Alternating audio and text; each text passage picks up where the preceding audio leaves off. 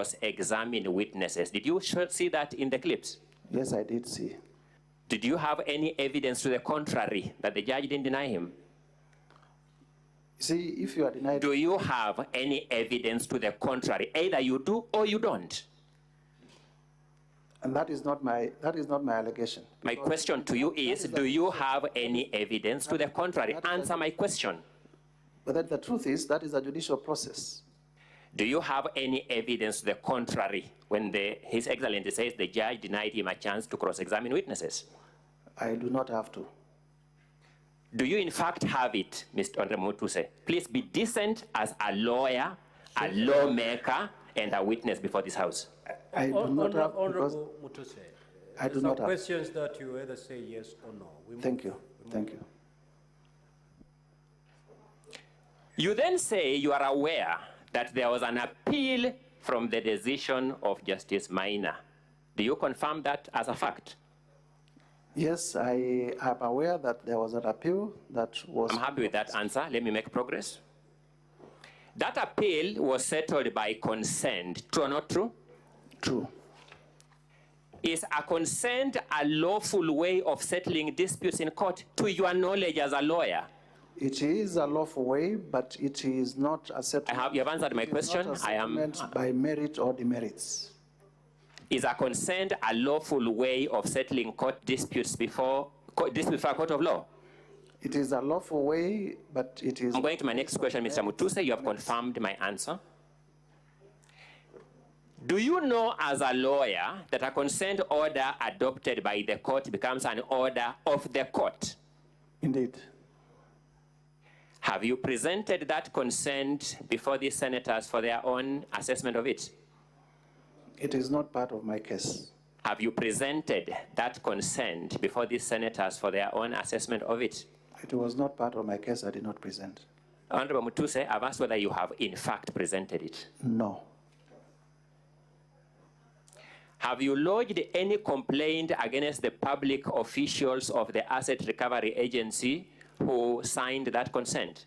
I have lodged it in Parliament. First, have you lodged it before any investigative agencies? Through this motion, I lodged a complaint in the National Assembly exercising the powers that I have as a member of the National Assembly. I sought to know whether you have lodged any complaint against the officials of the Asset Recovery Agency. Are you saying this motion is against the officers of the Asset Recovery Agency? This motion is against the handling of that case. Are you saying this motion is a complaint against the officers of the Asset Recovery Agency? I'm not saying so. Have you lodged any complaint against the officers of the Asset Recovery Agency who entered that consent? I have not done so. Are you suggesting that in a way this motion is an appeal against the consent order in the Court of Appeal? I am not suggesting so.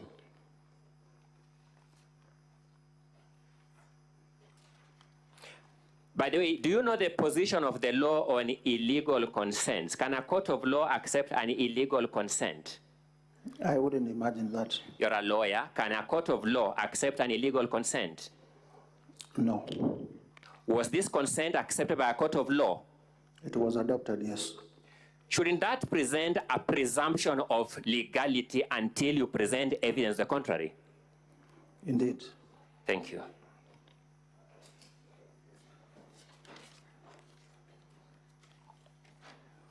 Allow me to move to a second element. The videos in respect of the evictions along Nairobi River. I trust that was video 9 and 10. I'm just trying to recollect. Let's have video 9 played from the technical side.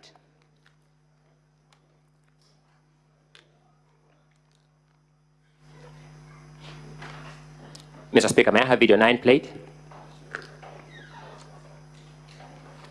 Is it on?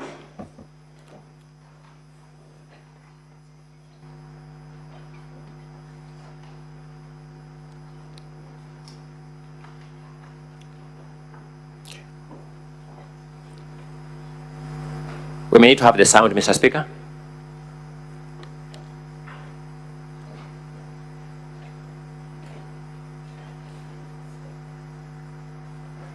Mr. Speaker, I would urge that the time taken by the technical people to play my videos is frozen because I have no control about it. that cannot be the case. Otherwise, we'll continue freezing time. Mr. Speaker, may I direct the people in the gala, in the technical side? We had a similar problem when the Council for the National Assembly was leading the council, the witness and evidence in chief, and time wasn't frozen. So we're going to be fair. We're going to apply the very same rule.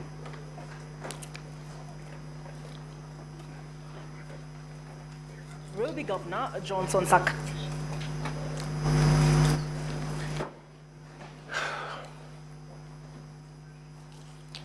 Mr. Speaker, may I have the technical side play my videos? My time is running.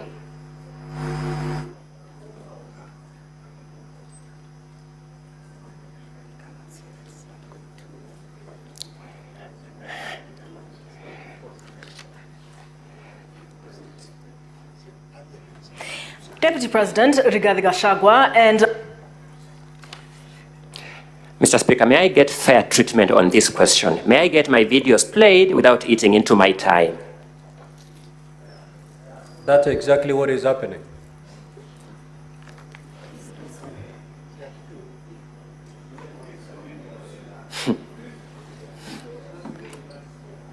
Mimi nilisema pale Kericho watu ya Azimio wakanipigia kelele. That's the wrong video being played. May I have video 9 played?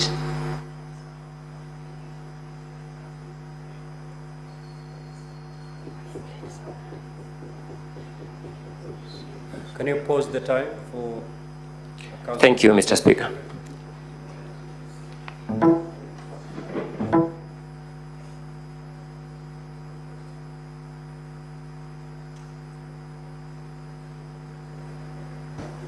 Yeah, may I have video 10 played? Video 10 then.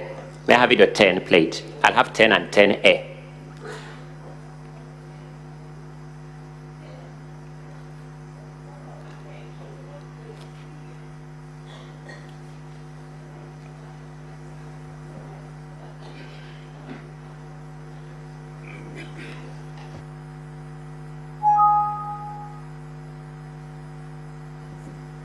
Counsel for the Deputy President. Is it a video that had been played previously? Yes, there are the 2 videos in respect of the evictions along Nairobi River. They were played here seamlessly when the Assembly side were presenting their case. Very well.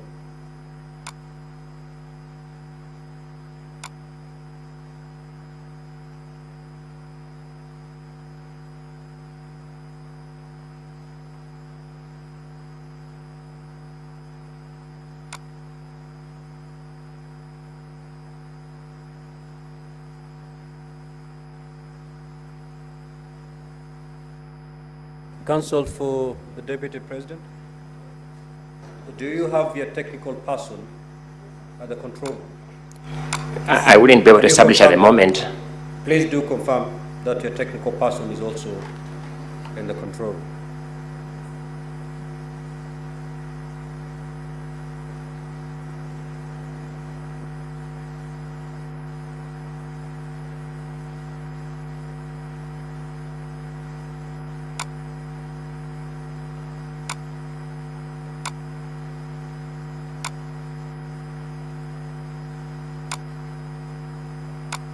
Mr. Speaker, may I move to some other thing, then I'll proceed with the video later.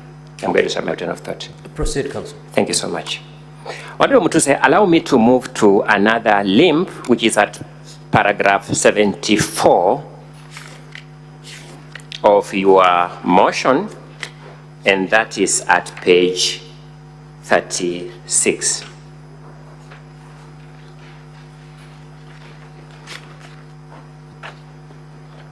It runs to page 37. Confirm, Mr. Mutuse, that in respect of ground 10, paragraph 74A and B are the 2 illustrations, the 2 particulars that you have given to prove that ground.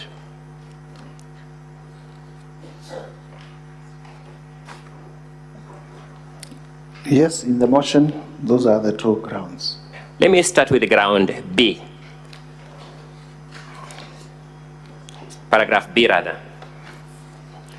Confirm that you allege that His Excellency Rigathi Gachagua has influenced his family members, allies, associates, and proxies to take control of a local cooperative society in Madeira, which they are financially hemorrhaging. Is that what the motion claims? It does claim it, so.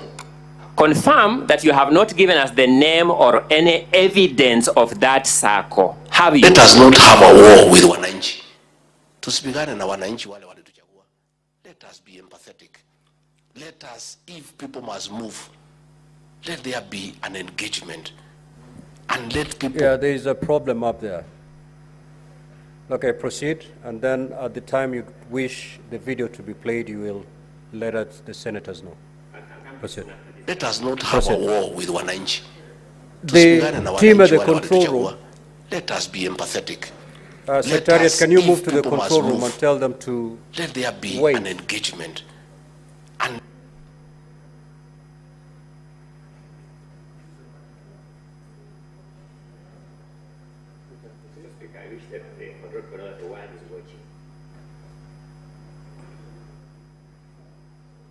confirm that you have no...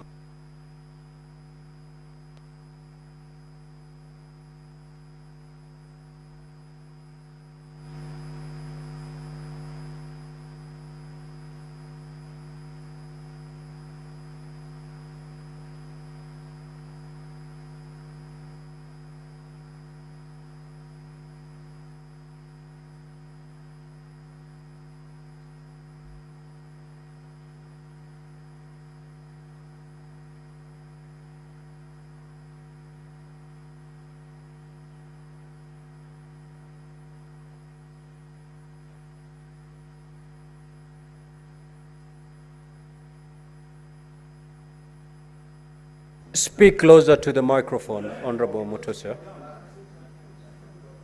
Speak closer to the microphone, please. We will be urging the Senate to uphold the impeachment. Mr. Mutusa, I'm asking a specific question on a specific allegation. It is your desire for these senators to impeach this deputy president on an allegation that he has, through his proxies, taken control of a cooperative society we don't know, isn't it? I have said I leave that to their decision. Is it your desire? Is that what you desire? You want some outcome from this process, you as the mover of this motion. Is that what you want of this motion? What do you understand when I say I leave it to their decision? You have no right to ask me any question. Just say yes or no. We move on. We make progress. Thank you. My apologies. Yes. Thank you so much for that comic moment. You also want this distinguished Senate to find the deputy president to have taken over the control of this unknown circle. Now, this is my element, through undisclosed family members. Indeed, it is my desire that the motion is upheld.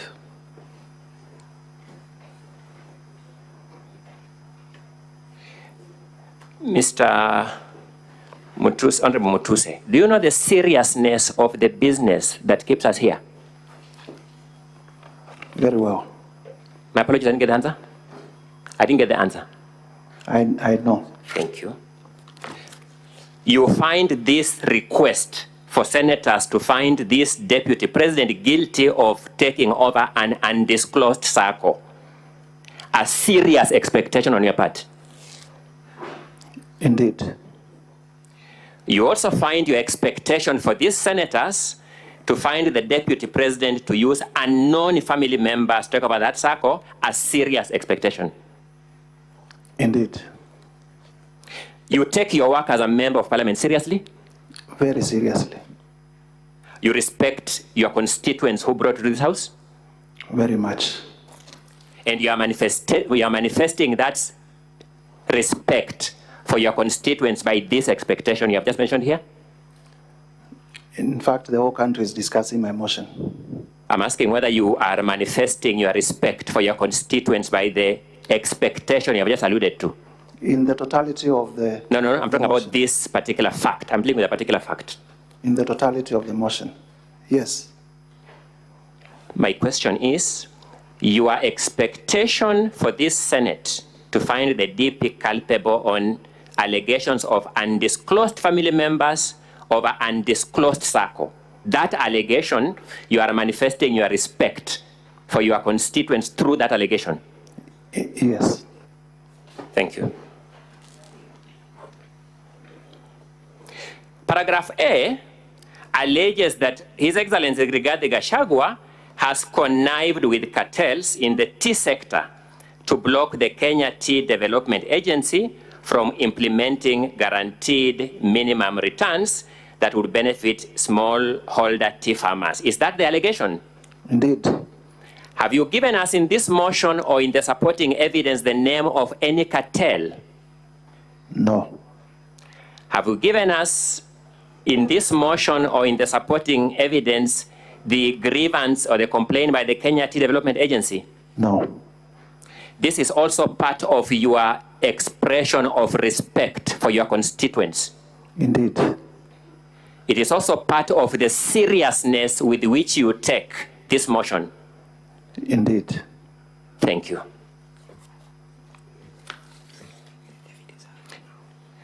Mr. Speaker, may I now move to the video 10 and 10A. Let's start with 10 first.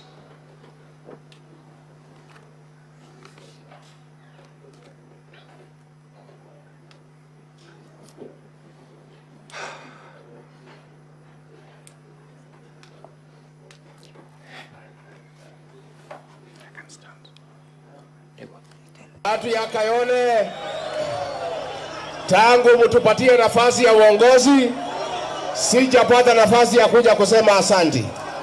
Nataka kutoka kwa roho yangu ndani, watu ya Kayole, asanteni sana. Mimi najua, nimeona iko shida ya watu ambaye walibomolewa, si ndio? Na nimeona mumeandika vizuri ya kwamba mteue kamati ya watu wachache ndio mkuje niketi na nyinyi. Just pause there. Mtakubaliana? Pause there.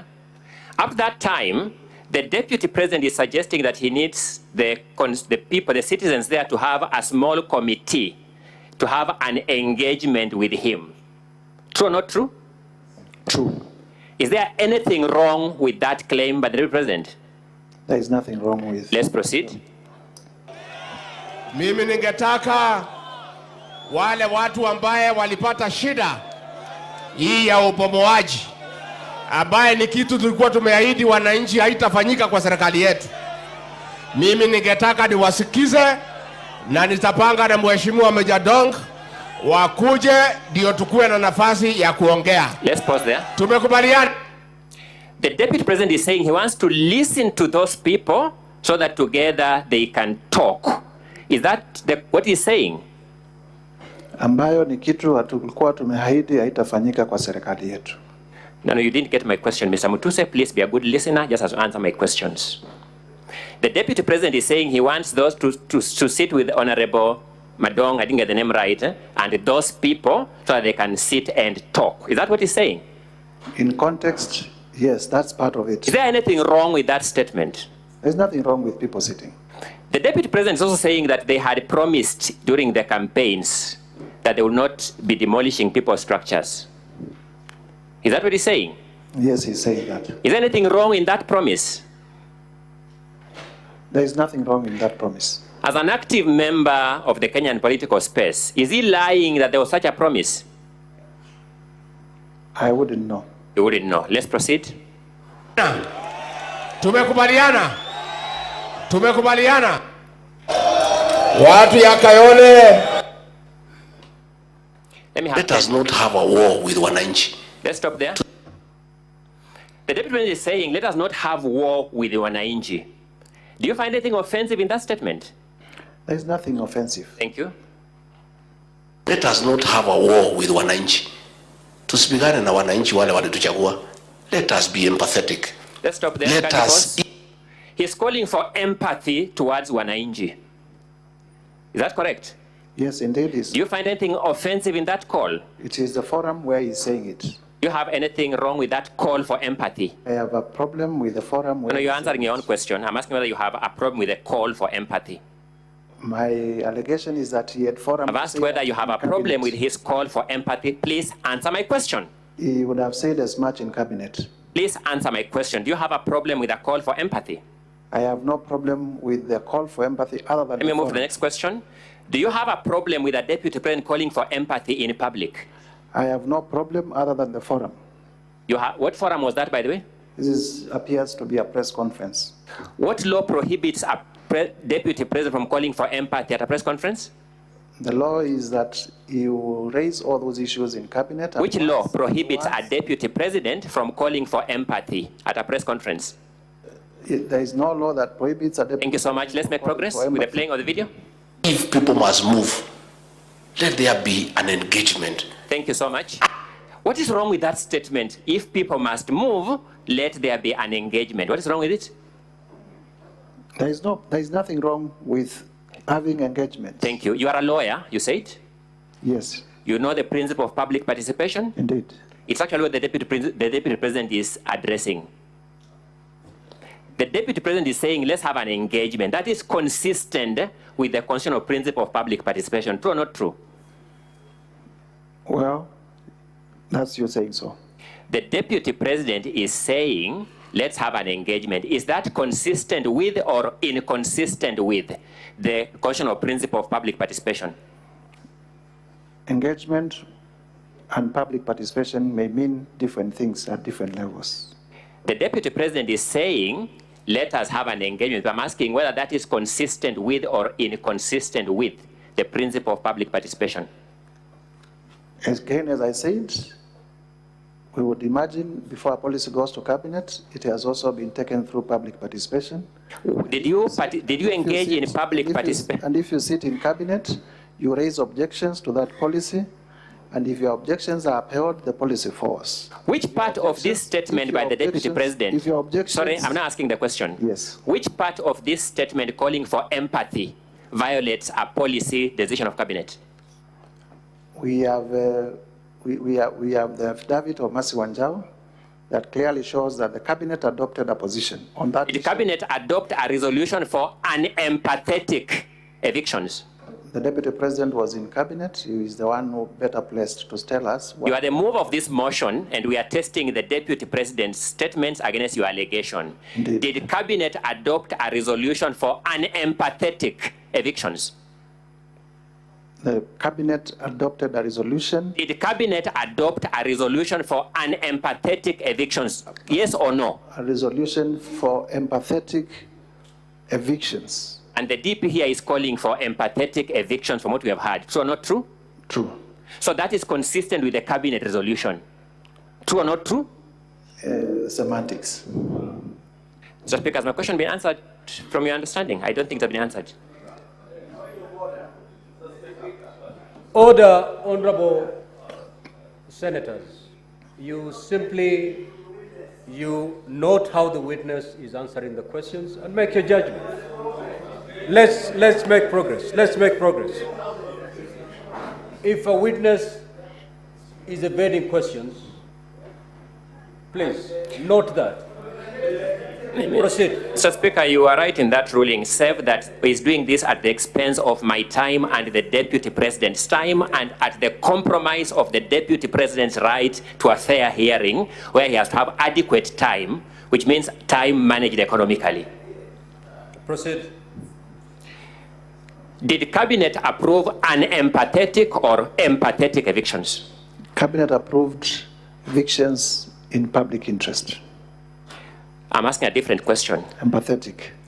Did the deputy president call for empathy or lack of empathy? Empathy. Is that call by the deputy president consistent or inconsistent with the cabinet resolution? Inconsistent. Did cabinet approve a resolution not to engage citizens in the demolitions? That I wouldn't know because I'm not a member of cabinet. And yet you are saying that call by the deputy president to engage citizens is part of the violation of the cabinet resolution. in context. Mr. Speaker, Mr. Mutuse, Honorable, I sought to know whether the people you respect, the people who elected you, do you suspect they will respect you with this behavior you are showing here? Mr. Speaker, I will also request for your protection because the people of Kibwezi are not on trial. I didn't try the Counsel for the Deputy President, just stick to the subject matter. Mr. Speaker, we seek that our witness not be subjected to barbs or badgering. The question whether he respects or the people respect him and whatnot. The allegation is clear in black and white. If we could stick to that, it would help. My learned colleague, Dr. Counsel, I've already ruled on that. I know, but my Lord, there's a question or issue here. Progress. I'll make the progress, Mr. Speaker, as you direct. Let's look at paragraph 72 at page 35 of volume 1.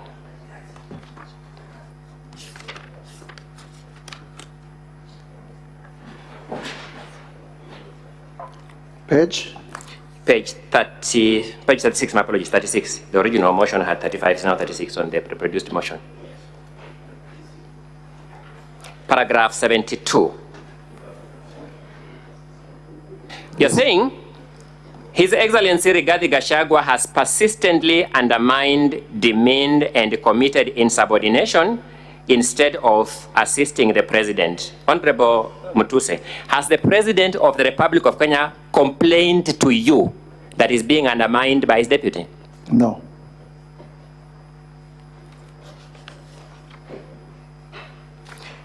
Does the Deputy President have another supervisor in the structure of government other than the President? The people of Kenya and Parliament.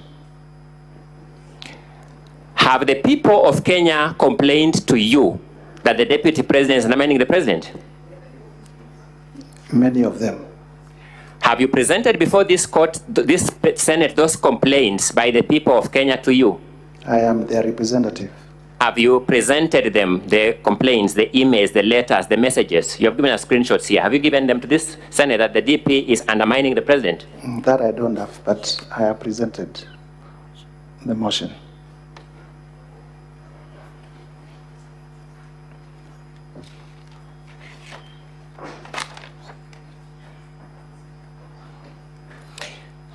Allow me to move to ground 4.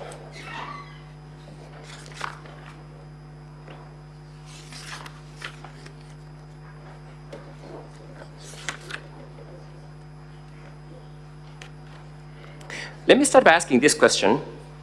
It is your claim that the Deputy President has amassed a humongous property portfolio estimated at 5.2 billion shillings. That's ground 4? It is not. So that... My apologies, ground 7. My apologies for that. I'm sorry for that. Ground 7 at page 17. My apologies for that.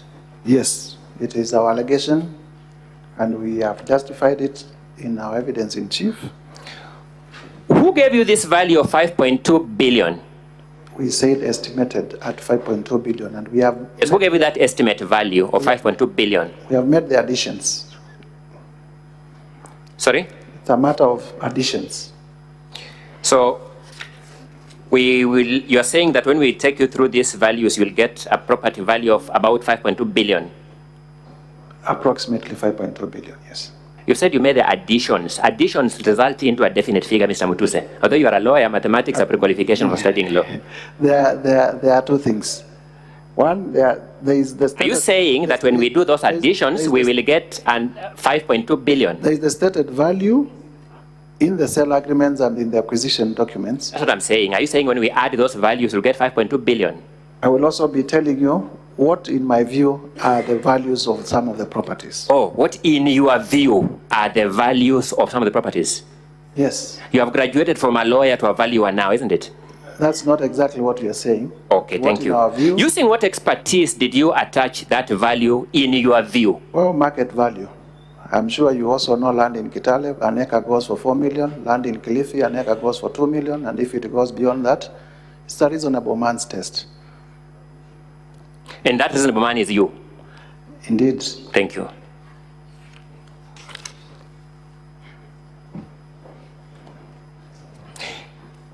At paragraph 44, at page 18, yes, you have listed a company called Spiritway Limited in your motion.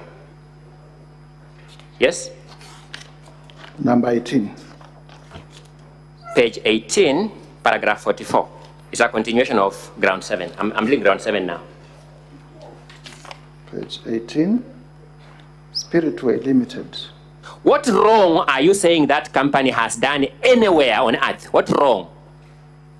I did state, I listed these companies. No, I'm asking Spiritway Limited. What wrong are you saying Spiritway has committed anywhere on earth? These are companies that are associated with His Excellency Rigathi Gachagua. So, what wrong has Gachagua committed through Spiritway Limited? I'm dealing with this one now. Spiritway Limited. What wrong has he done through this one?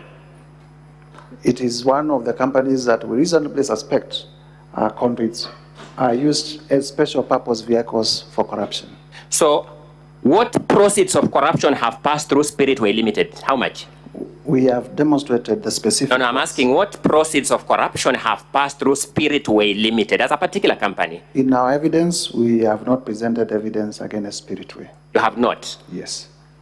No, you know, correct English. When I say you have not, you say no, we have not. You don't say yes. Okay. You have not presented evidence. We have not presented evidence. Thank you. Let's move to Fortis Vis Group Limited. What wrong has Fortis Vis Group Limited committed anywhere on earth? Fortis. Number 2 on page 18, company number 2.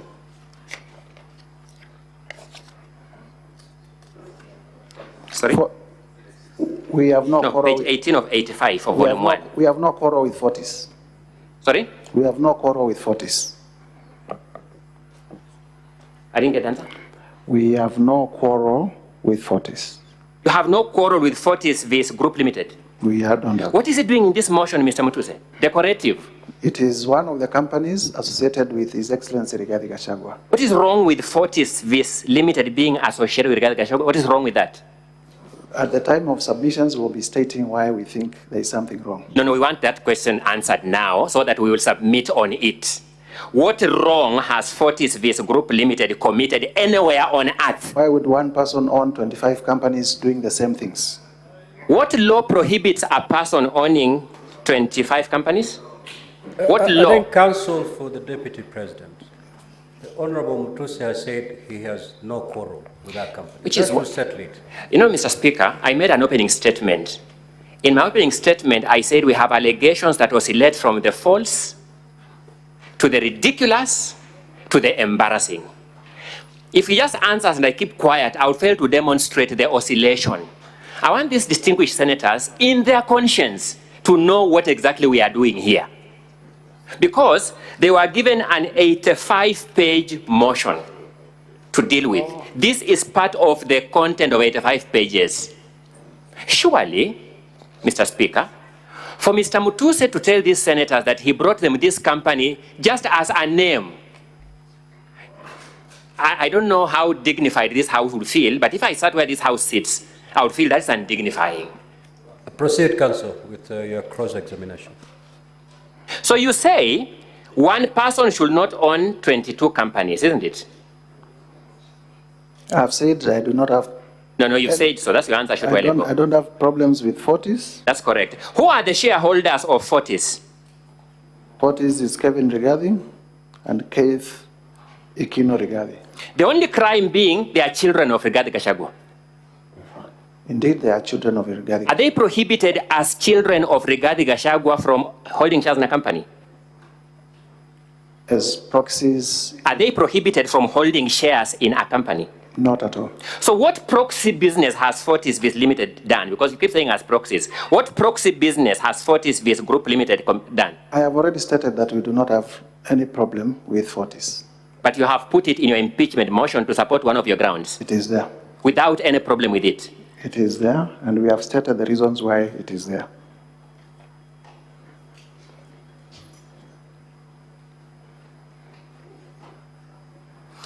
Grand Bypass Apartments Limited.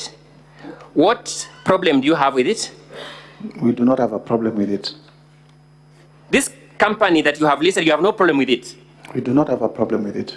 But you have put it as one of the grounds in your impeachment motion. It is one of the companies associated with Rigathi Gachagua.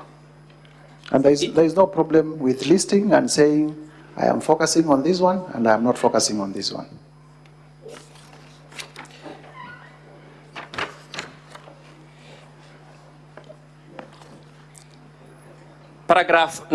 Page 19, company number 5, the Anansi Collective.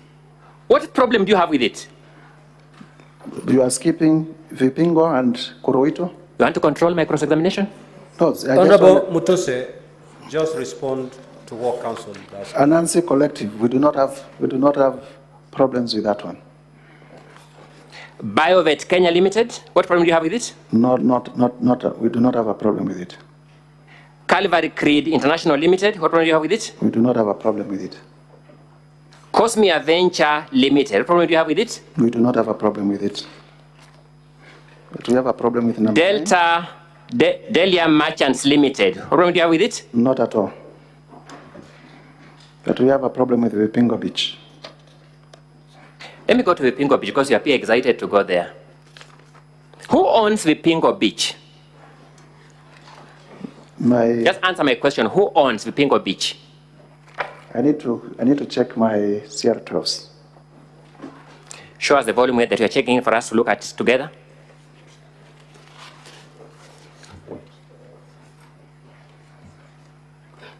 Mr. Speaker, I wouldn't mind a time indication of how much time I've spent. Vipingo Beach, on volume 2A, page 18. You spent 40 minutes of the 2 hours, and there's an additional 10 minutes for when we had a problem with the video. Thank you so much, Mr. Speaker. Give us the page number kindly. Page number 18 of 123, volume 2A. Yes, proceed. Who owns Vipingo Beach? Keith Ikino Rigathi, Kevin Gachagua Rigathi, and the estate of the deceased James Derito Gachagua. Let me go back to the beginning. You're a lawyer by profession. Yes, I am. You know the meaning of ownership of a company? Yes, I do. How is ownership of a company manifested? In shareholding and... Okay. How many shares does Keith Ikino Rigathi hold? According to your own exhibit.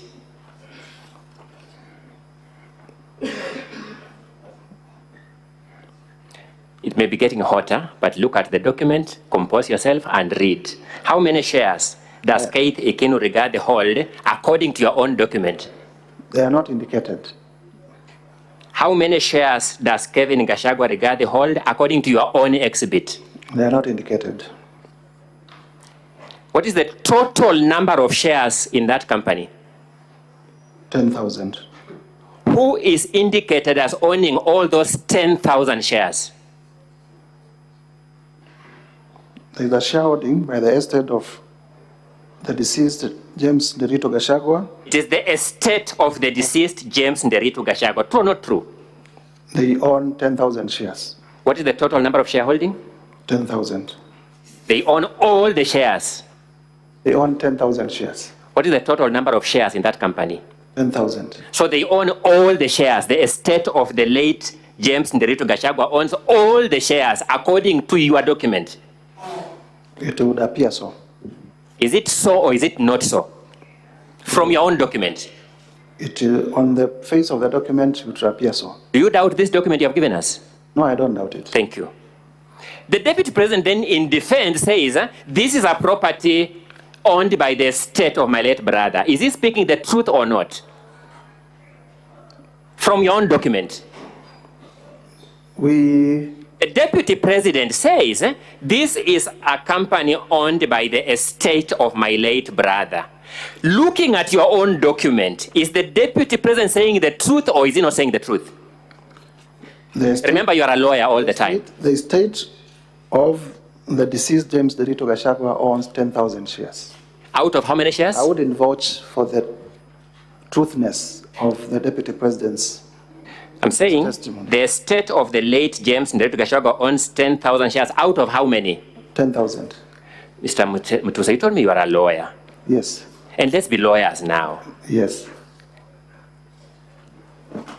When the Deputy President therefore says this company is wholly owned by the estate of my deceased brother, is he speaking the truth or not according to your document?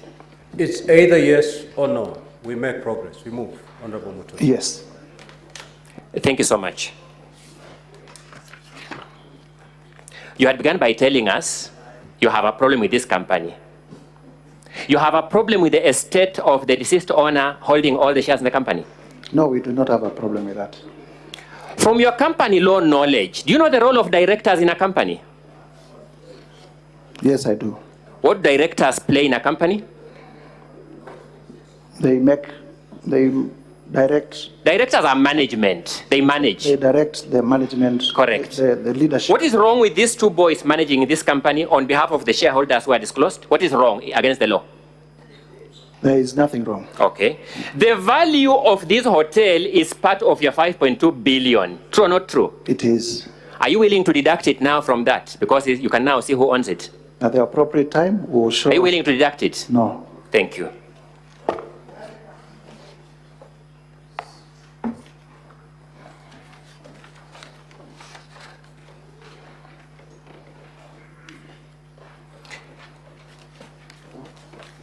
So I was proceeding for you stopped me to deal with Vipingo and I've dealt with it. I hope to your satisfaction. Are you satisfied? We can proceed. Heartland Supplies Limited, what problem do you have with it?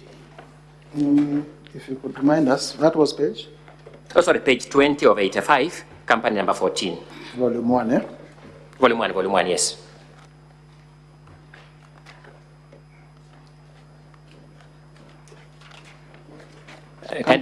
Company number? Number 14. Company number 14. Just to confirm we are on the same page. This is Heartland Supplies Limited. Yes. We have no quarrel with Heartland Supplies.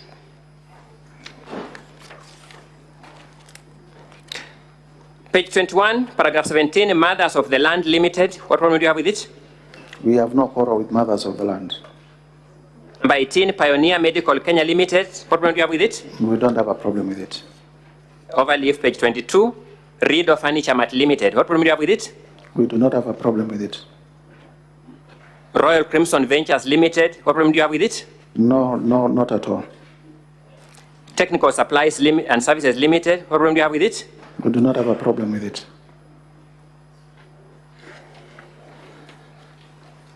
You listed all these companies just to create a screaming headline for your motion with no problem with them.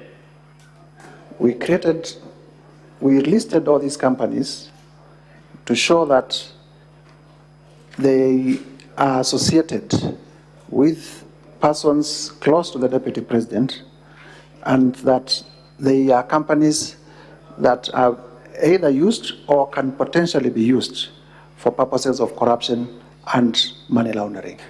Oh, okay. They can potentially be used. The DP intends to use them in future, so this motion is preventive. Indeed, we are addressing fears. You have come here to address fears that DP may use these companies in future to commit corruption. Indeed, yes. That's why you want this Senate to impeach the DP on this ground. We have also shown... No, that's why you want this Senate to impeach the DP on this ground. There are some that we have shown have been used. I've taken through a number of companies, Mr. Mutuse. I've taken a number of companies, yes, one by one. Yes. You have said you have no problem with them. We have no problem with the ones that we have said we have no problem with.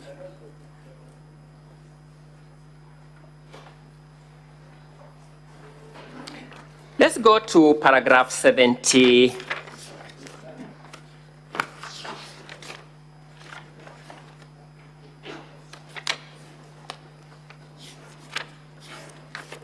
A. 78A.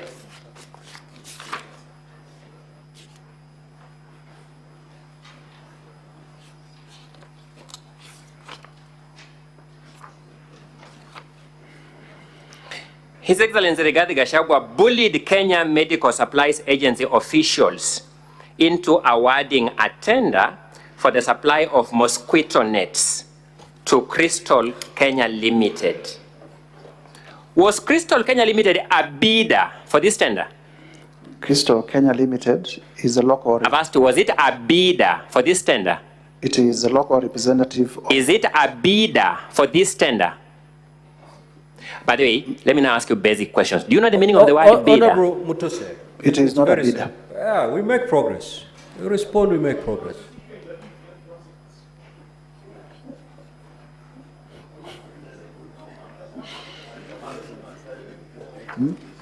So let's read the allegation, the particulars. Yes. It says, His Excellency Rigathi Gachagua bullied Kenya Medical Supplies Agency officials into awarding a tender for the supply of mosquito nets to Crystal Kenya Limited. Was Crystal Kenya Limited, in fact, awarded that tender? They were not a bidder.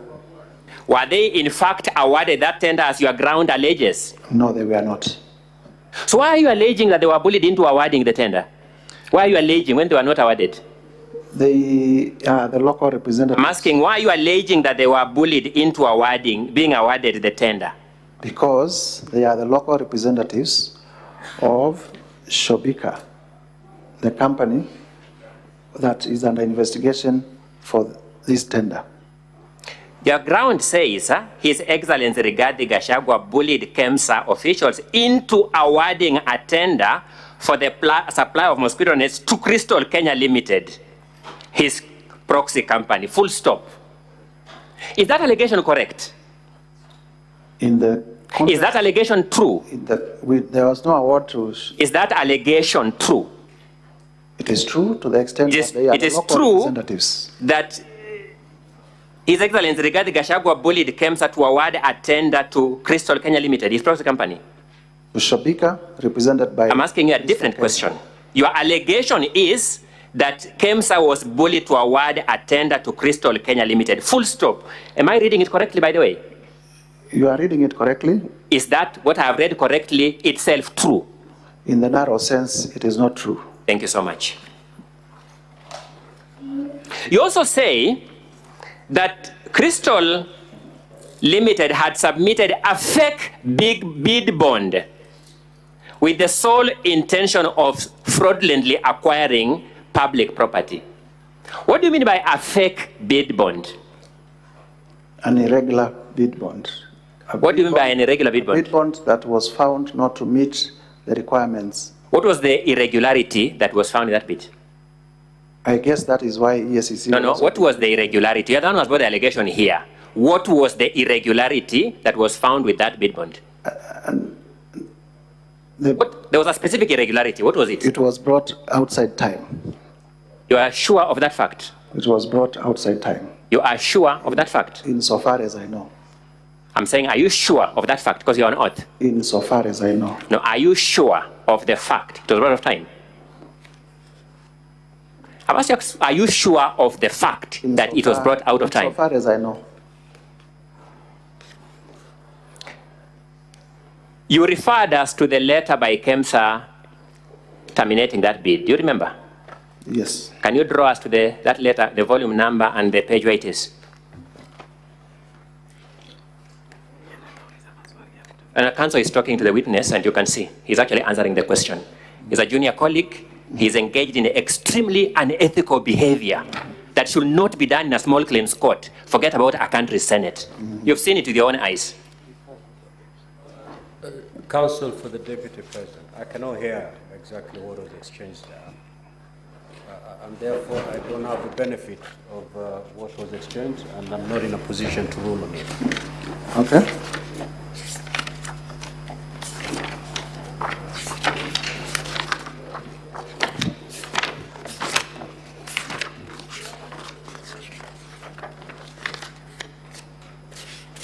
Let's make progress. Yes, I'm coming to you shortly. We have the affidavit of Dr. Andrew Mulwa, who was the acting CEO of KEMSA at the time. I've asked for the letter from KEMSA rejecting the bid, the letter, the three letter. in our volume 1, from page 67, you asking for which letter? As if you refer to the letter by KEMSA that rejected the bid in this mosquito net deal. No, I referred us to the messages from Honorable Rigathi Gachagua's son to the children, to the CEO. Let's go to that directly. Let's just go to that issue directly so that we finish with it now that you have raised it. Are you referring to the document at page 70 of volume 1? Yes, indeed. From which phone number is that message coming? It's it needs to be read But from which phone number? You know a phone number? With paragraph 4. I've asked from which phone number? Just give me the phone number. Plus. It is sending the message. Plus 254-717-871-036. I'm asking at that page, we can see a screenshot of a message. Is that screenshot telling us the phone number is coming from? It is not. It is not. Yes.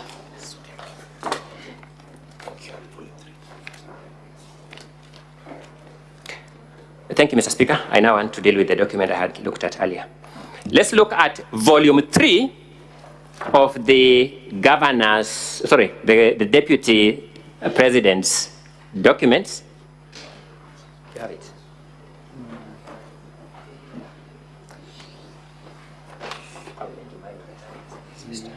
Look at volume 3 of the deputy president's documents at page 180.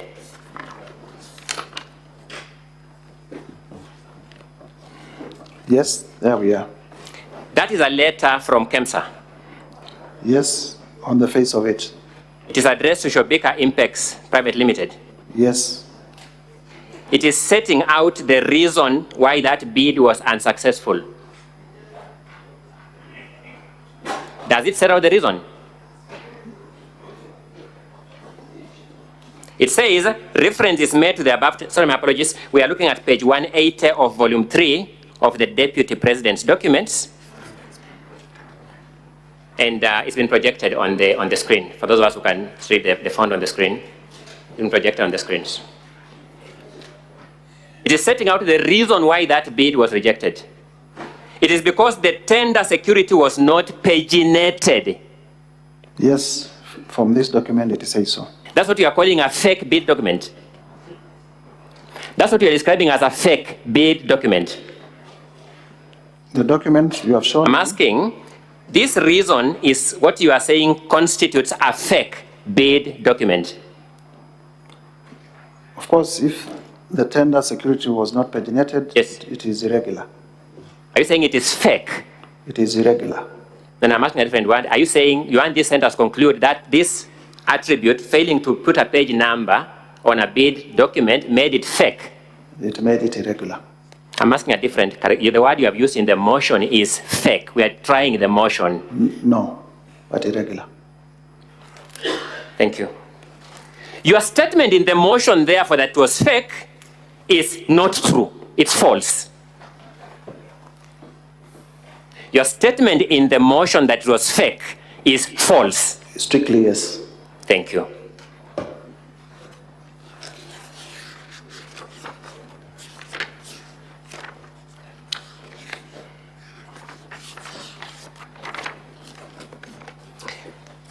Let me move to a fairly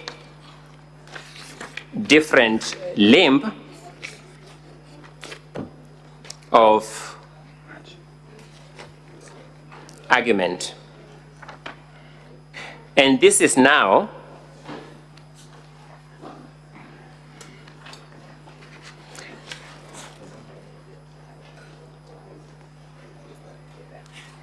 let's go to the question of Olive Gardens Hotel.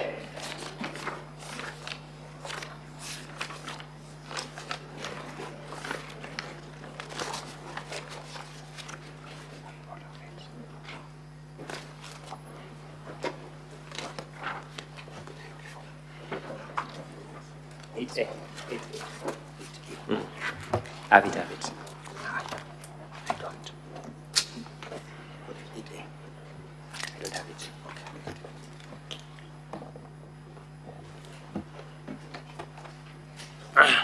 Thank you, Mr. Speaker. We have some massive documents here. Sometimes you... Let's deal with the affidavit of Peterson Njomo Mushira. Indeed.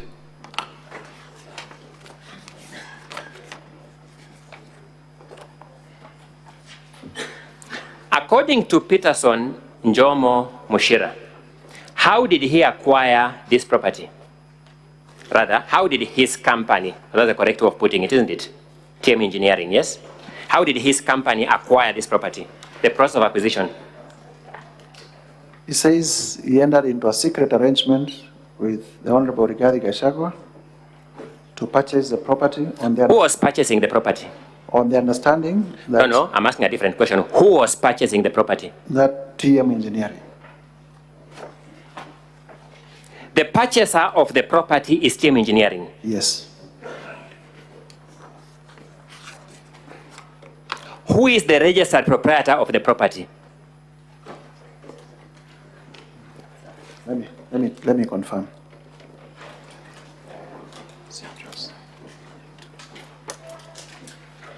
This is the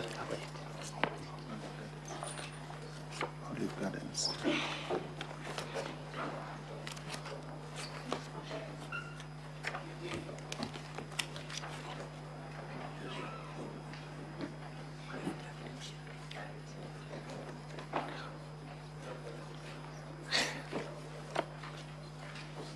Who is the registered proprietor of the property, Olive Gardens Hotel? I'm tracing the documents. Olive Gardens, the registered proprietor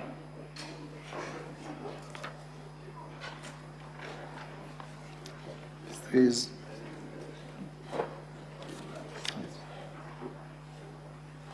Philip Wanjema Kago. Sorry? Philip Wanjema Kago. Is it?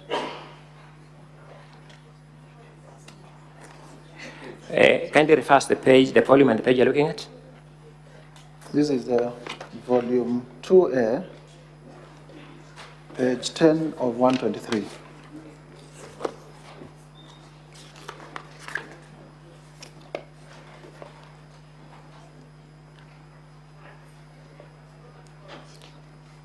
So who is that?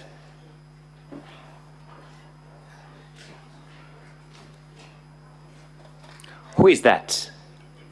Is Philip Wanjema Kago. I'm asking, who is he? Do you know him? No, I don't. Let's look at your affidavit of Njomo. Yes. First, you concede, he says the deputy president requested him to buy the property. No, requested him to buy the property as a fact. In the deputy response. I'm talking about what Njomo is saying. Njomo is saying the deputy president requested him to buy the property. He entered into a secret arrangement. No, requested him to buy the property. As a matter of fact. Yes? Yes. He bought the property. Yes? Yes. On certain terms of a secret arrangement, according to him. That the arrangement was that? That the deputy president would buy the hotel. Would buy the hotel from him. By refunding the money. No, would buy the hotel from him by refunding the money. Yes. Has he in fact bought it?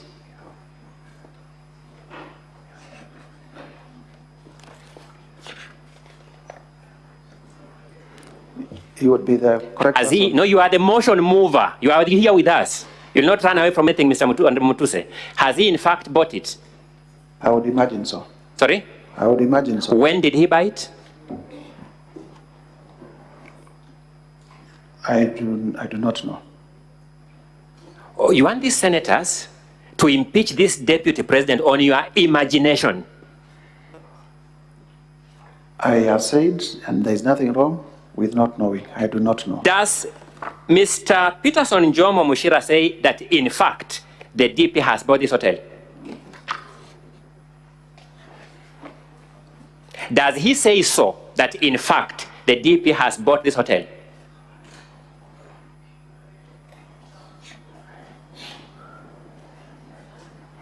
He says. Does he say that, in fact, the DP has bought this hotel? Yes or no? He says. Does he say that the DP has, in fact, bought this hotel? Yes or no?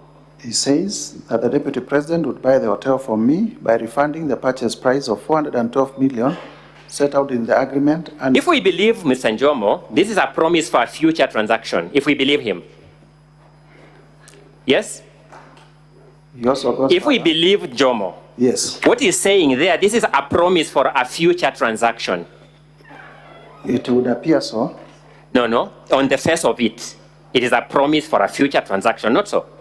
It would appear so. But has that future come? Has that transaction happened, to your knowledge? I believe so. What's the basis of your belief? Your own response. Sorry? In your response, in the DP's response, you say... Has the DP said he has bought that property? It was bought by TM Engineering. Is that not a fact? Is that what Njomo is telling us? Yes. So what the DP is telling us, it was bought by TM Engineering, and what Njomo is telling us, it was bought by TM Engineering, factually are the same. Factually are the same. Then Njomo is bringing a new perspective to it, that the DP promised him, in future, I will buy back this hotel. Yes? And that's why he's saying... Jeme is saying, yes. The DP then, when I bought this hotel, yes. The DP then told me I intend to buy it back in future. Yes. By the way, is there any unlawfulness in a future intent to acquire property? It points to a scheme. A scheme to? A scheme to do what? It points to a scheme. To do what? To launder. Sorry? To a scheme to hide the transaction, because... Mr. Mutusi, let's also just be basic, sensible people. If we wanted, we would just have bought it immediately.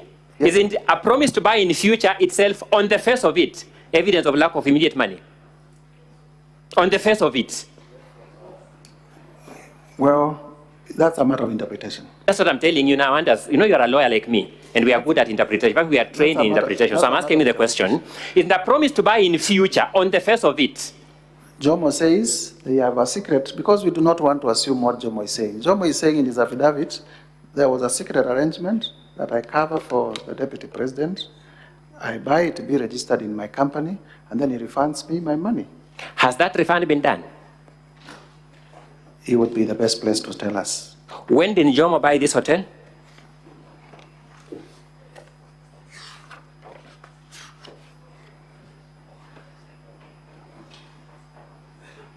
It's around March 2023 from the affidavit. Is not true? All around 31st March. More than 1.5 years ago. Yes. To date, your thorough investigation to support a motion to remove the DP from office has not revealed evidence that the DP has in fact bought the hotel. You want us to imagine he has bought it, yes? My allegation is that he bought through proxy, and the proxy says, indeed, I have a secret arrangement with the deputy president to buy the hotel on his behalf as a proxy. And I did not allege that it has been transferred to the deputy president. I said it's an intricate web of economic crimes, white-collar crimes, that are secret. This promise to buy a hotel in future is white-collar crime? Indeed, economic crimes are white-collar crimes. I'm asking, this promise to buy a hotel in future is a white-collar crime? It is part of the scheme to hide the real owners of the property. So let me wind up this argument because my time is running out.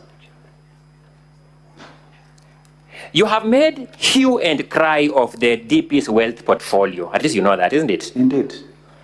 You have also told us that even if we gave him the best possible assumption, he would be having 24 million shillings in his account because that's his salary, yes? The known sources of income. Are you suggesting that the DP became DP impecunious as a pauper? Not at all, but I also... What was his wealth portfolio by the time he became DP? I have several lists. Do you know his wealth portfolio by the time he became DP? During the presidential debate, yes, he did say that he was worth 800 million shillings. He said he was worth 800 million shillings? Yes. And you would question why he would promise in future to buy a property worth 400 million? And I question why... Do you know the formula he wanted to use to buy the property, whether to liquidate his wealth to acquire it? Do you know the formula he wanted to use in future to buy the property? That would be for him to say, not me. I'm asking whether you know. You are the one to establish this charge. Do you know the formula? I have demonstrated that the formula is corrupt and the sources of the wealth are unexplained. Which wealth has unexplained sources that you explained? I have shown. I thought you began by Vipingo, which we have dealt with you. All the way from Nyeri, treetops, all the way to Vipingo. We will have our time, our day. Sorry? In terms of Vipingo, we will also be able to show. When? We still have time for submissions. Or you're going to call more evidence? No, we are not calling evidence. We'll just point out to the other documents, because we were reading documents in isolation. We'll also show other documents that point out to his ownership of the Vipingo Hotel. Mr. Speaker, may I invite my colleague, Mr. Macharia, to pick up from there? And thank you very much. Thank you, too.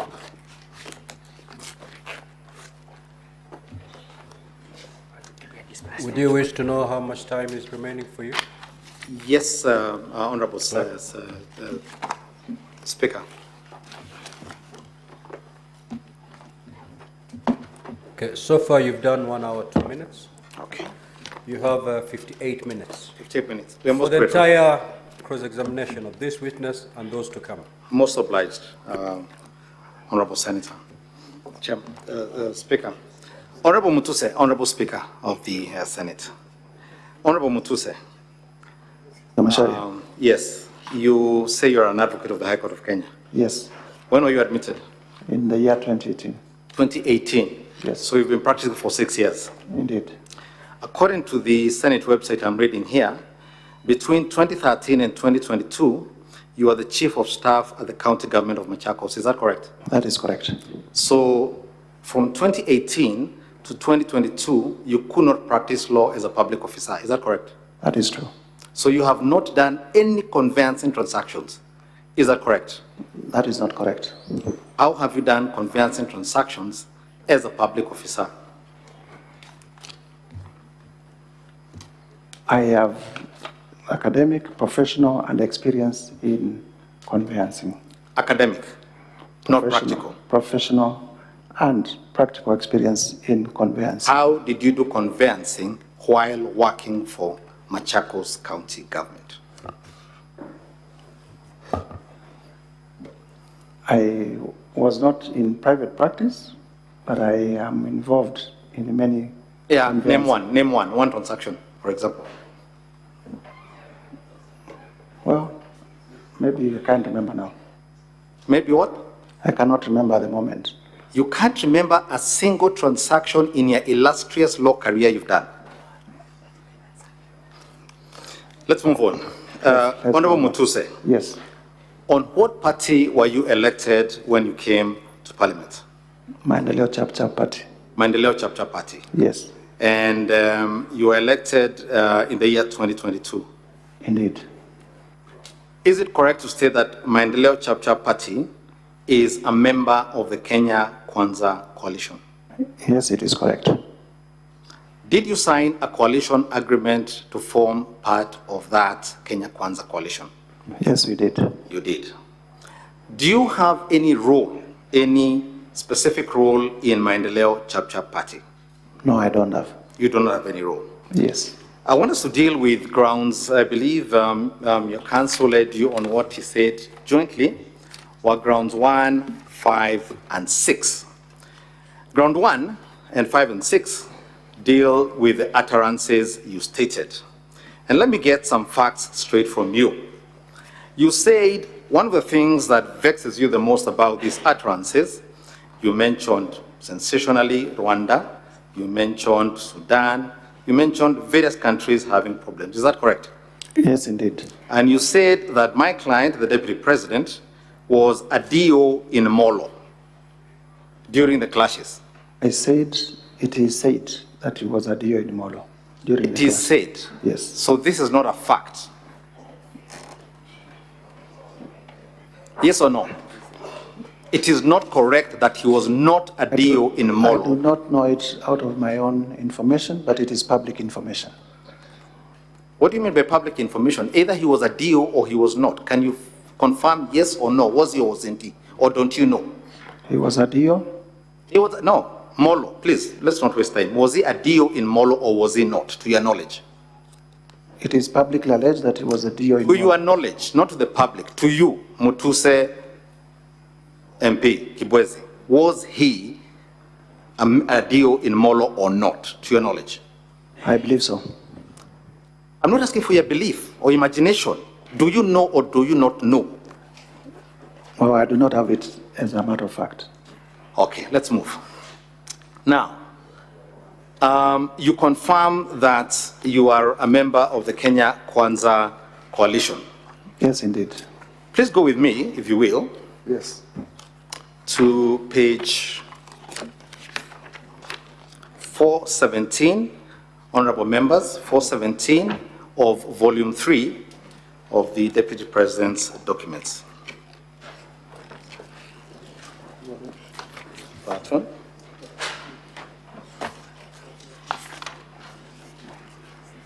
And as you put a finger there, Honorable Mutuse, honorable members of the Senate, Mr. Mutuse, if you'd go with me to page 6 of volume 1, this is the special motion. Volume 6. I said page 417, keep a finger there, page 417 of volume 3. These are annexures in support of His Excellency the Deputy President. Yes. And then volume 1, which is your motion, at page 6 of 85. But let's begin with page 6 of 85.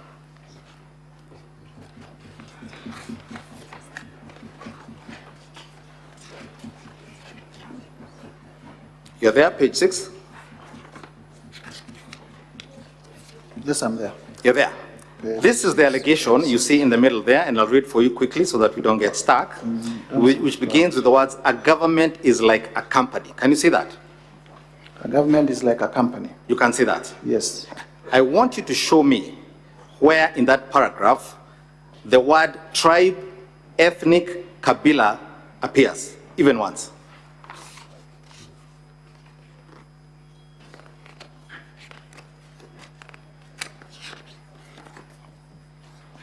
It is not there. Go to page 7, overleaf. Can you see the sentence beginning, haiwezekani mtu ambaye alikuwa akikupiga kelele akichunga? Can you see that? Yes. Show me where the word Kabila, tribe, or ethnicity appears. It is not there. Paragraph 13. A government is like a company. Can you see that at page 7? Yes. Show me where the word tribe, ethnic, or Kabila appears. It is not there. Let's go to page 8. Sisi lazima tungeangalia nyinyi. Hii serikali ni kampuni na hii ni shares. Si ndio? Can you see that? Yes, I can see that. Show me where the word tribe, Kabila, ethnic appears. It doesn't appear. Paragraph 15, does it appear? What?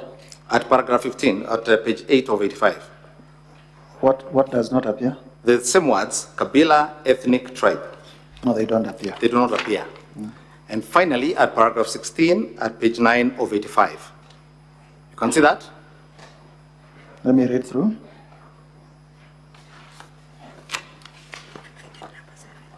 I can see nikuwe nikichunga mambo ya watu wa mlima. Very good. So Mlima is a tribe. Is a region. Is a region. Can you please name for me the counties in that region? Several.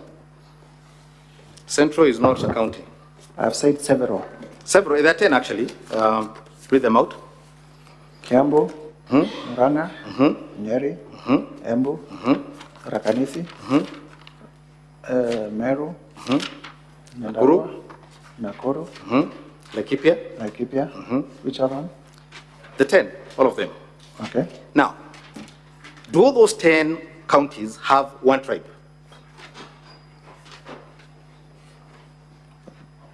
To your knowledge? They do not have one tribe. Thank you. Now, would you agree with me that the government or the party or the coalition that is the majority in the Senate and in the National Assembly is the Kenya Kwanza Coalition? Yes. So the ruling party is Kenya Kwanza? The ruling coalition. Is the ruling coalition? Yes. And they rule because they are a majority? Yes. You agree with that? Indeed. Very good. Now, to your knowledge, if you now go with me to page 417, is a letter, can you see that? Page 417 of volume 3 of the Deputy President's documents. Can you see that? Yes. It is addressed to the Office of the Registrar of Political Parties Yes. And it is signed by our professional colleague, Professor Kithure Kindiki. Can you see that? Council for Kenya Kwanza Alliance Coalition. Yes. You can see that? Yes. In the middle is a paragraph beginning with subsequently. Can you please read out for me the parties that were constituent parties of Kenya Kwanza? Subsequently, on 12th April 2022, the following political parties were admitted and signed to join the coalition pursuant to Article 24 of the Coalition Agreement. Chama cha Kazi, Communist Party, Devolution Party of Kenya, Economic Freedom Party, Farmers Party, the Service Party, Tujibebe wa Kenya Party, Umoja na Maendeleo Party of Kenya, Democratic Party of Kenya. Thank you. If you go with me to the first of those coalition agreements, it is to be found at page 418. Can you see that? Yes, I am there. At the very top there, under the date, who are the constituent, who are the parties that have signed this agreement? United Democratic Alliance Party, and Amani National Congress Party, and Ford Kenya Party. Thank you. If you'd go with me to page 420, a few pages from there. Page 420, I'm there. Mm-hmm. Paragraph C, Article 5, Paragraph C. Please read that out fairly quickly. The validity or legality of this agreement may not be subject to challenge by any founding or future coalition member party or their respective individual party members before any organ of the coalition. And paragraph D? Any constitution, rules, regulations, or guidelines, whatever the nomenclature of founding or future member parties, which is not inconsistent with this agreement, is null and void to the extent of the inconsistency. So this is the master agreement of the Kenya Kwanza coalition. Is that correct? Yes or no? It is correct. Thank you. Do you know why these agreements are signed and under what law they are signed? Yes, I know. Please tell us. They are signed under the Political Parties Act for various reasons. Number one is... No, I asked you the law. Now, do you know what specific section requires a coalition agreement and what is to enter into a coalition agreement? Well, not off it, but I know. Schedule 3. Does that ring a bell for you? The Schedule 3 is what states what the elements of a coalition agreement. As a member of the Kenya Kwanza coalition, according to you, yes, are these agreements of your coalition drawn in accordance with the law? Yes, they are. So they are lawful? Yes, indeed. They are enforceable? Yes, indeed. They are the basis upon which Kenya is governed? Basis upon which Kenya Kwanza coalition is run. Is governing the country? The country is governed by the Constitution of Kenya. Correct. But the Kenya Kwanza government that is governing, these are its constituent documents. This is the foundation of Kenya Kwanza. But they are not superior to the Constitution. I did not ask for an argument. I asked, is this the foundational constitution? You've just read about it saying that it is... It is the coalition agreement for Kenya Kwanza, yes. Thank you. Thank you very much. Would you know whether Maendeleo Chap signed any agreement to enter the Kenya Kwanza coalition? Yes. You did? They did sign. Are you familiar with the contents of that agreement? Yes, I am. You are? Yes. Are you certain about that? Yes, I know. Very good. Then let's first go to the documents we're reading here. Let's begin at page 426. Page 426? Yes. I am here. Article 19. Can you please read the heading? Article 19, sharing of county assembly responsibilities, leadership. Sharing. Sharing. Very good. Article 20, please read the heading again. Sharing of leadership of parliamentary committees. Sharing. Yes. Let's go to Article 21. Sharing of national government responsibilities. Let us start with A. UDA shall nominate the coalition's presidential and deputy presidential candidates in the general elections of 9th August 2022. Did UDA provide the president and deputy president for Kenya Kwanza coalition? Yes. They did? Yes. So that part of the agreement was implemented? Yes. Very good. And then you can see at Article 21, the functions of the deputy president is to chair committees, oversee implementation of cabinet decisions, and so on. Would you know whether this particular section was implemented or not? The In terms of the functions of the Deputy President? Yes. Would you know? Yes. To the best of my recollection, it was put into effect through an executive order. So that was also implemented? Yes. Go with me to page 428. Page 428? Yes. We are here. F. Can you see F at the top there? Yes, I can see F. A and C shall nominate the Prime Cabinet Secretary for appointment by the President of the Republic. Did the leader of ANC, was the leader of ANC nominated and appointed as the Prime Cabinet Secretary? Indeed. That is correct. Prime Cabinet Secretary and Cabinet Secretary for Foreign Affairs. You can confirm the name. What's the name? His name is Musalia Mudavadi. Mudavadi. Yes. Very good. And the functions you see at J and I, was that also implemented? Yes, they were implemented. Very good. Let's go to page 429. Page 429, yes. Paragraph L at the top. Paragraph L at the top. Ford Kenya shall nominate the Speaker of the National Assembly for election in accordance with the Constitution. Did Ford Kenya nominate, and was the nominee in fact elected as the Speaker of the National Assembly? Indeed. Indeed. That was also implemented? Yes. Very good. Now, let us go to N. Please read out for us N.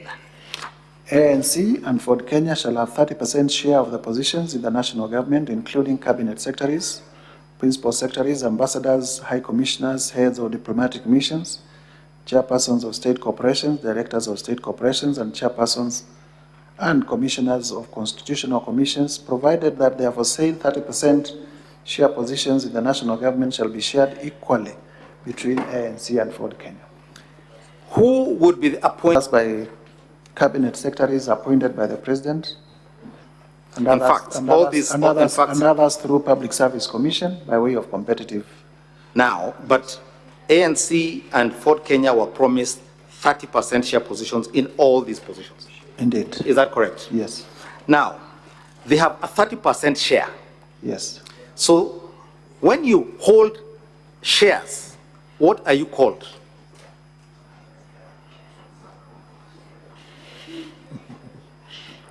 Okay.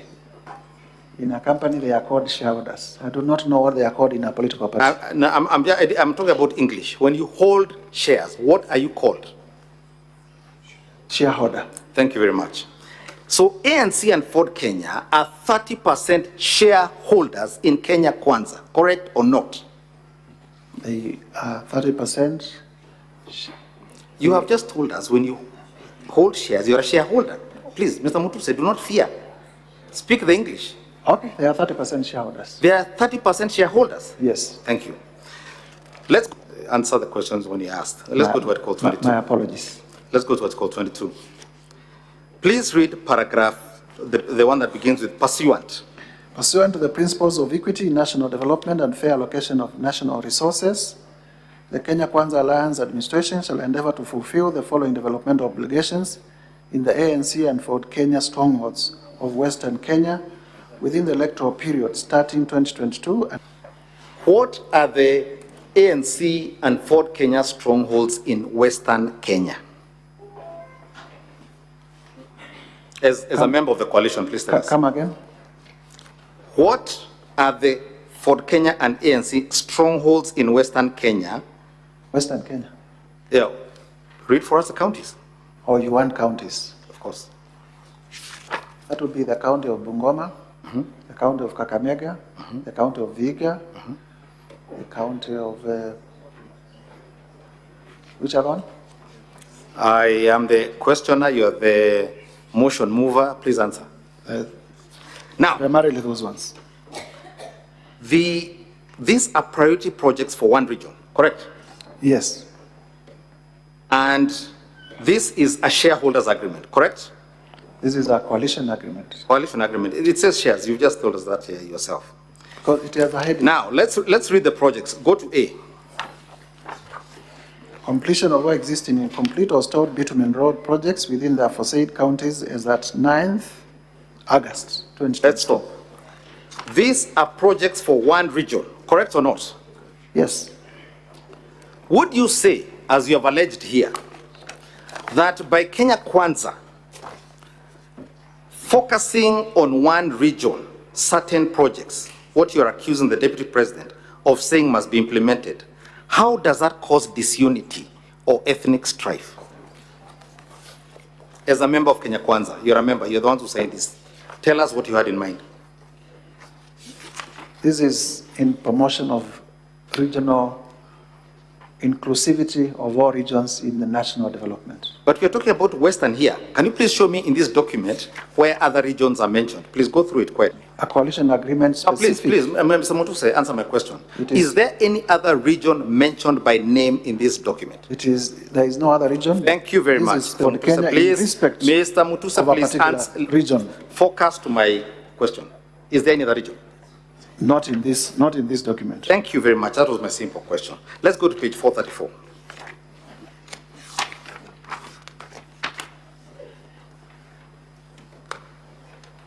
Who are the six? And it is witnessed by who? Professor Kindiki. Do any of these persons bear the blame as you pile on the Deputy President for causing ethnic strife by focusing on one region in a document?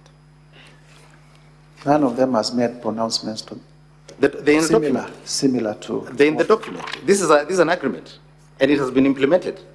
And none of them has a motion. Is that he spoke out aloud what was written in the agreement that formed. But we have also to be faithful to the agreement. We have to be faithful to an agreement that gives shares. A coalition agreement. But we mustn't talk about it. Mr. Mutuse, please go back. A government is like a company. I did not say it is a company. I said it is like a company. In every company, there are shares, preferential shares and ordinary shares. When there's an AGM, non-shareholders do not vote or attend. When there are dividends to be divided, they're divided according to the number of shares. This is the truth. Are you saying formed the government?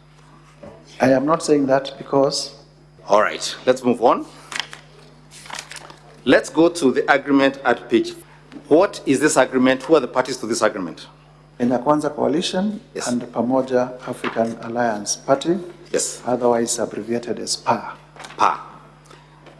Let's go, if you don't mind, yes, to page 438. Page 438. Yes. Yes. Can you see article? You want me to read all? Or let me make it short for you. Between Article 7A, yes, and 7I, yes, I want you to tell me whether any other region other than Coast is mentioned in those priority projects. This is page 438 of volume. Want me to check? Volume 3. Want me to take a minute to read? No, just please flip through in a second. It shouldn't be long.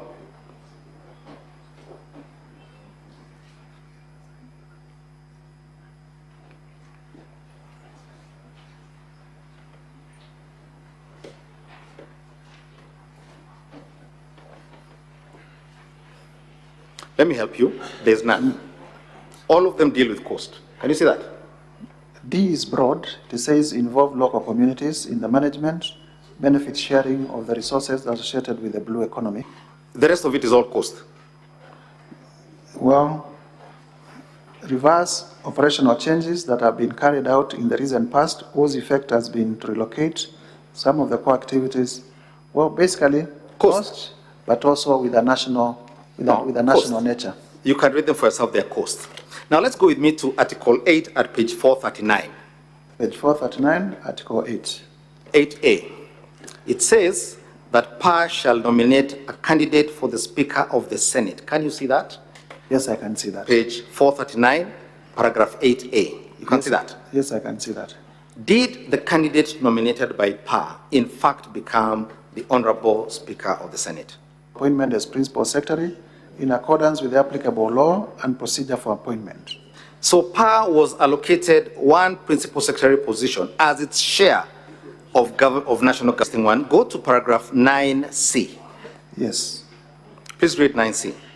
PAA shall be entitled to nominate other qualified persons for appointment for positions in the national government, including Principal Secretaries, Ambassadors to High Commissioners, chairpersons of state corporations, chairpersons of constitutional commissions, and other appointive officers commensurate with the number of members of National Assembly and senators that will be elected on per ticket vis-a-vis the total number of elected under the ticket of other coalition constituent parties. In simple English, when the number of the national government positions for PSs, ambassadors, state corporations, and etc., including constitutional commissions and other appointing offices, will be allocated, doesn't that mean that PAR will be allocated positions based? You can see that? Yes, I can. Again, you can see it signed by the party officials. Can you see that? Yes, I can see. His Excellency the President, the Prime Cabinet Secretary, the Honorable Senator of the National Assembly, my village mates and Senator Veronica Maina, Simon Gekuru, Chrysanthus Wamalwa, Ibrahim Mutwafi, and Benedict Furaha. You can see that. Honorable Speaker, I'd now like to play a video. This is video number 7 in the Deputy President's documents.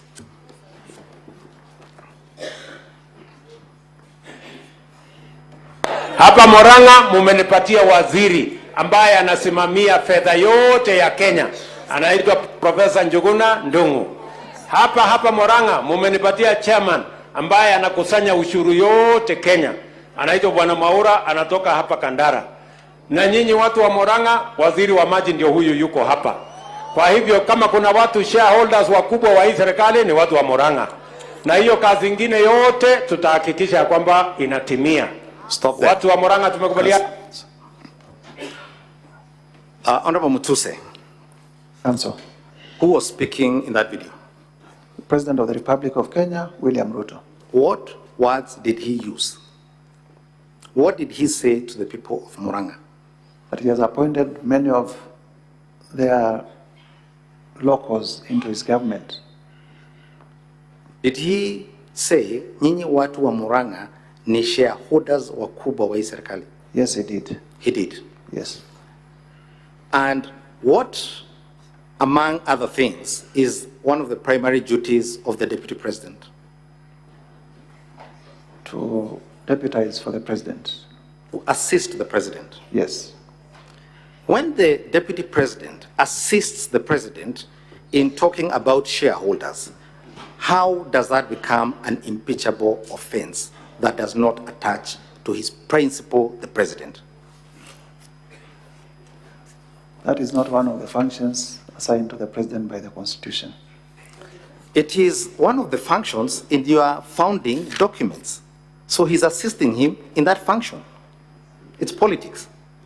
What is the problem with that? He's the deputy party leader for UDA. Well, I wouldn't know that. You wouldn't know? Yes. Let me ask you, before you filed this motion of yours, which my colleague Elisha Ongoya calls false, he used some other words. I can remember them. You can remember them? Yes. You want to, now that you know what you have done, what are they? No, I can remember Ongoya's words. What are they? Now that, describe yourself. What was it used? Go ahead. You can ask him for assistance. Now, when you say that the Deputy President used words in support of something the President himself said, how does that become insubordination? I have not said that the Deputy President used words in support of what the President said. So when the President says to the people of Murang'a and not to the people of, say, Makueni, that nyinyi ni shareholders wakubwa wa serikali, is the President's words likely to incite ethnic hatred, violence? Rwanda, are the President's words likely to turn us to Rwanda, as you suggested? The President is not on trial. Sorry? The President is not on trial. Oh, I see. So his assistant, who assisted him do the thing. Counsel for the Deputy President, you have 30 minutes. I'm most obliged, Mr. Speaker. Mr. Mutuse, yes. By assisting the President in something the President said, signed, and effected most of these appointments, would you confirm with me that most of these appointments, for example, Principal Secretary, were made by the President? Yes, indeed. cabinet secretaries were appointed by the president. Yes, indeed. In fact, under the Constitution, does the deputy president have any power to appoint anybody? Sorry? Not expressly. No. If it's by insinuation, tell me where, which law, what law are you talking about? The president can sign an instrument for him to deputize by way of signing an instrument of appointment. Sorry? Maybe the president can delegate some power of appointment.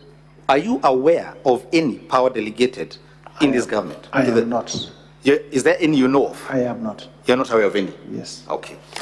Now, one of the other allegations is that the deputy president, in these utterances, thereby ensured that other regions did not have adequate development. Is that correct?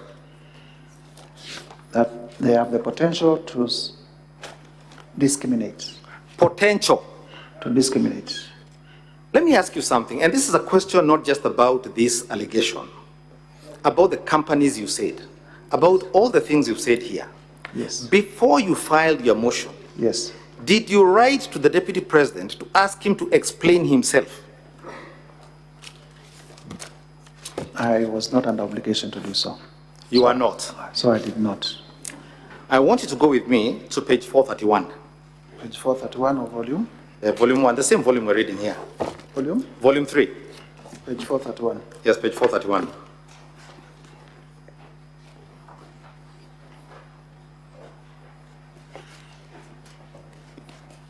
I'm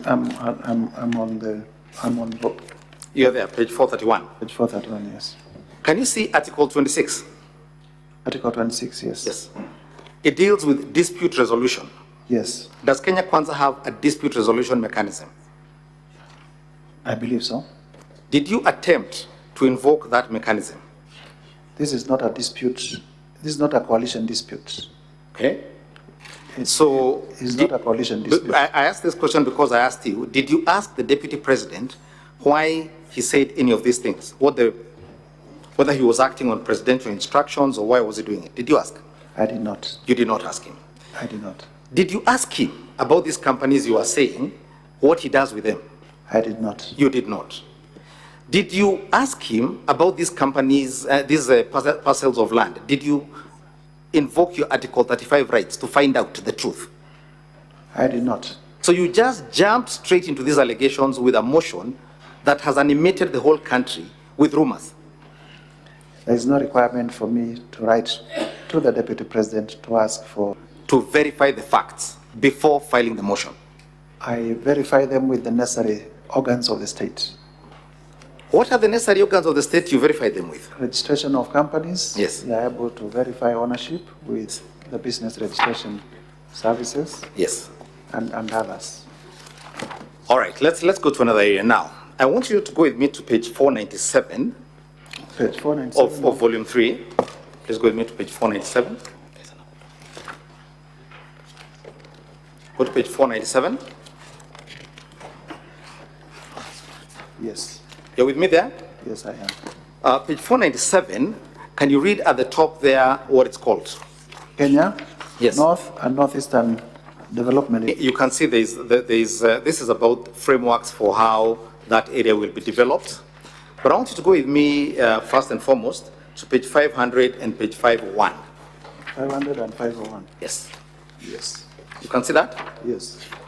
Now, you can see there are 28 programs that were being undertaken under that program. Can you see that? Yes, I can. You can see that? Yes. Now, go with me then to page 502 and 503. 502 and 503? Yes. A list of participants. A list of participants. You can see that? Yes. The top 10 participants are from which office? Office of the Deputy President. And there are many other leaders of Kenya there. Can you see that? Page 502 and 503. And people from different communities, I can see. You can see that? Yes. I want you now to go with me to page 505. Yes. Can you see Annex 2 at the top there? Active NEDI projects data. You can see that? Yes. It lists a name and then it has World Bank funding financing US $1 million. Can you see that? Yes, I can. Can you see NEDI share in US dollars? Yes. If you could get your assistant, as I lead you in another area, to do the totals and confirm that the total for the World Bank funding is $3.8 billion, the total World Bank funding for the country, okay? Your assistant there can help with a computer, which is 514 billion Kenya shillings, okay? The NEDI share being supervised by the Deputy President in that column, he can confirm as we go on over something else, is $1.99 billion. The percentage of dollars allocated to the NEDI area is 52% of the national figure, okay? Would you say that is marginalization by the Deputy President's office?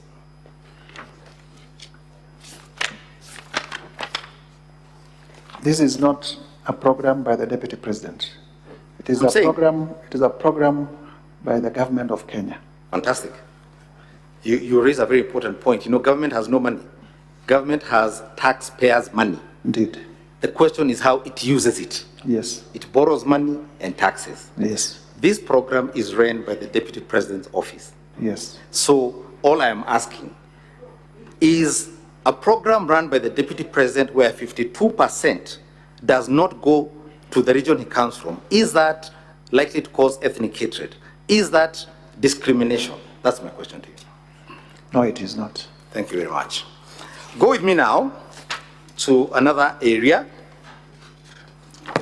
Go with me to page 410. Page 410? Yes, 410. Honorable Mutuse. Yes, Council. You have said that the Deputy President acted beneath his office and violated his oath of office by criticizing the Director General of the National Intelligence Service. Yes. In public. Yes. And you say that is a terrible thing. Yes. It's the worst thing a Deputy President can do. Yes. Okay. Now, if you go with me to the constitutional provisions that deal with security, I believe that's Article 2.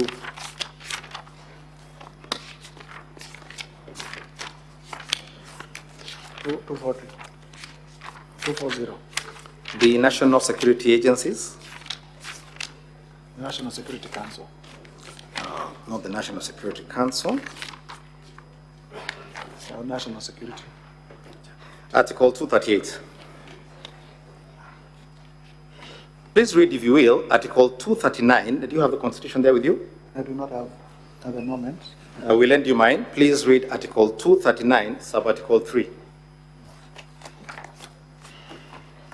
239, sub-article 3, national security organs. In performing their functions and exercising their powers, national security organs and every member of the national security organs shall not act in a partisan manner, further any interest of a political party or cause, or prejudice a political interest or political cause that is legitimate under this Constitution. Thank you.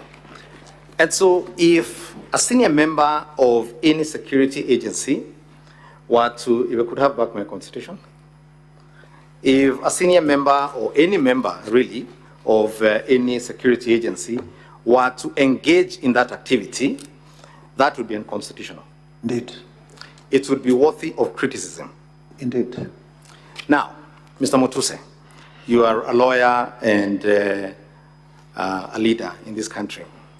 Are you familiar with Kenya's first Director of Intelligence, Mr. James Kanyotu? Mr. James Kanyotu, I have heard much about him. Are you familiar with a saga in Kenya called the Goldenberg Commission? Yes, I am familiar with the Goldenberg Commission. Was Mr. Kanyotu brought before the commission to explain his role in that commission and his role in that saga? But not when he was in office. I'm asking, was he brought there? Yes, indeed. Thank you very much. You're familiar with the former Director of Intelligence called Rigathi Gachagua? Yes, indeed. During the Waki Commission, was Waki there was Brigadier Gachagua called to give evidence before the Working Commission to explain the role of the security agencies in post-election violence. Yes, in a commission. In a commission. He was summoned. In a commission, summoned by a commission. A public commission. Public commission. Yes. That was formed pursuant to the laws of Kenya. Okay. Number 6. Now, you're with me at page 410. 410, yes. You can see that is a newspaper article. Yes. What is the headline? This is, on the face of it. It can only be on the face of it, Mr. Mutusa. We don't need to use extra adjectives to explain obvious things. What does it say? Ruto, I was locked out of Security Council meeting 3 years ago. Thank you. What is the date of that article at page 410? It's on the extreme right. This is on 7th of July. Yes. Yes. Let's go to page 411. Page 4? 11. Yes. Please read that article in full. UDA presidential candidate William Ruto on Thursday said he was excluded from attending the National Security Council meeting 3 years ago. The National Security Council brings together the President, Deputy President, Defense, Foreign Affairs, and Internal Security Cabinet Secretaries, the Attorney General, Chief of Defense Forces, the Director of National Intelligence Service. Ruto made the revelations while explaining his take on the ongoing extrajudicial killings in the country. Stop right there. When you played your video, you said that the problem was that the Deputy President had discussed issues of security at a time when we were having what were called the Gen Z protests. Is that correct or not? That is one of the problems. That's one of the issues. Yes. Now, the Minister for Interior was before the National Assembly last week, I believe it was, or the other week. Yes. And said that 42 people died during those protests. You recall? I do not have that, but we take it as you put it. He said 132 people are missing. Okay.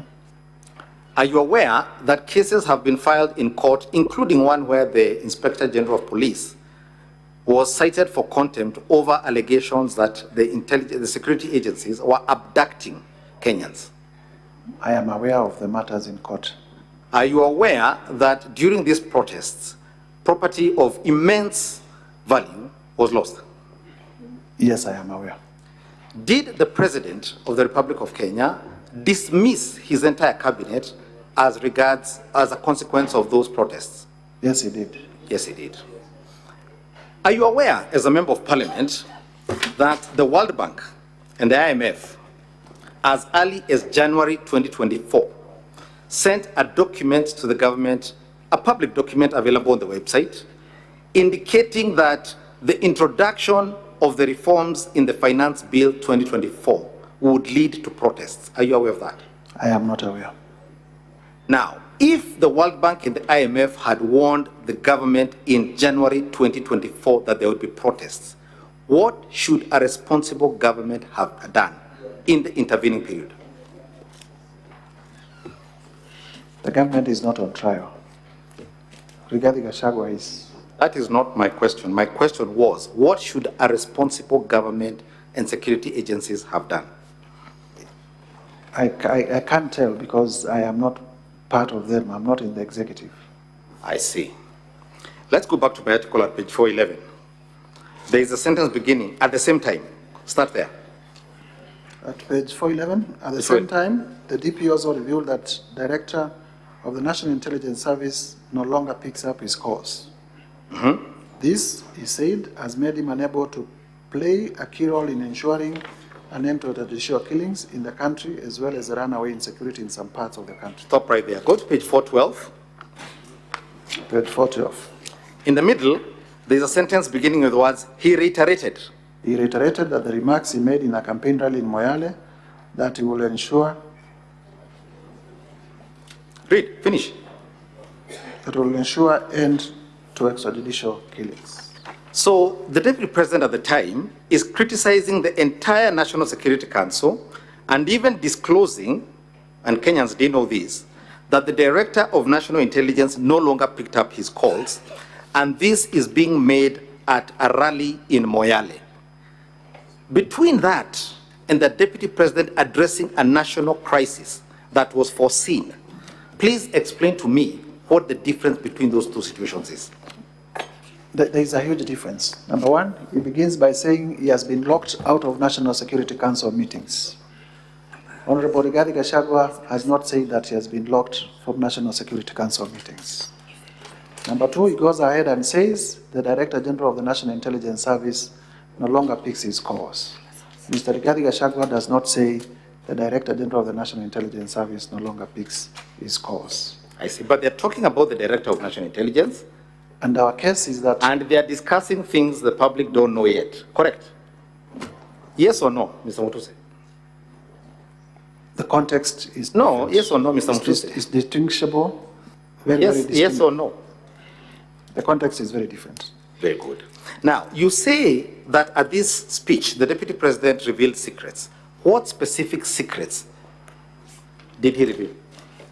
He said, and the clip that was played, that he has been told in confidence by officers of the National Police Service. I have been told in confidence that the officers did not receive advance security information, intelligence on the planned protests.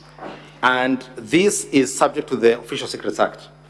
You can confirm this. The oath of office is that if issues are revealed to you in secrecy, you are not supposed to make them public. And when you made this allegation yourself, who are these officers you're saying made these secrets, gave him these secrets?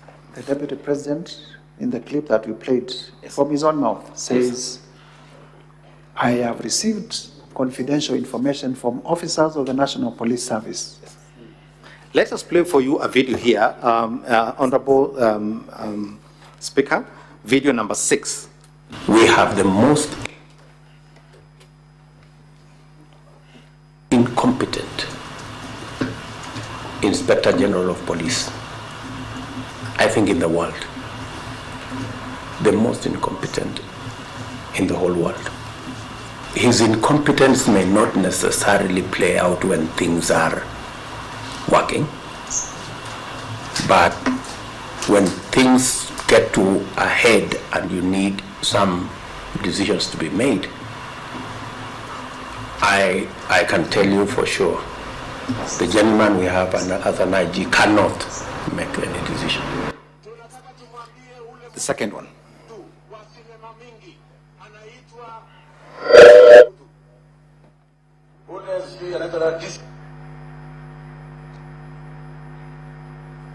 If that could be repeated. Ule mtu wa sinema mingi anaitwa nani ule mtu? Ule sijui anaitwa DCI, ule anaitwa nini? Ule mtu anaitwa Kinoti. Awache ujinga. Huyo bwana Kiboti awache ujinga. Sio kama tunaelewana. Huyo Kinoti hakuna kitu amefanya kwa hii kesi ya kisiasa. Yeye ni mtu ya sinema. Anaendesha makesi kwa magazeti. Anatuandikia barua, sijui barua ya kilomita ngapi. Mr. Kinoti, please, save your time. Stop writing to us long letters. Leave matters of elections to IEBC. You have no business in IEBC. You have failed as TCI. We don't want you to fail our elections. Tunaelewana? Huyo bwana Kinoti awache hiyo ujinga yake anaendesha pale. Kwa sababu natukasirisha. Huyo bwana Kinoti tunataka tumwambie awachane na watu wa IEBC wafanye hiyo uchaguzi.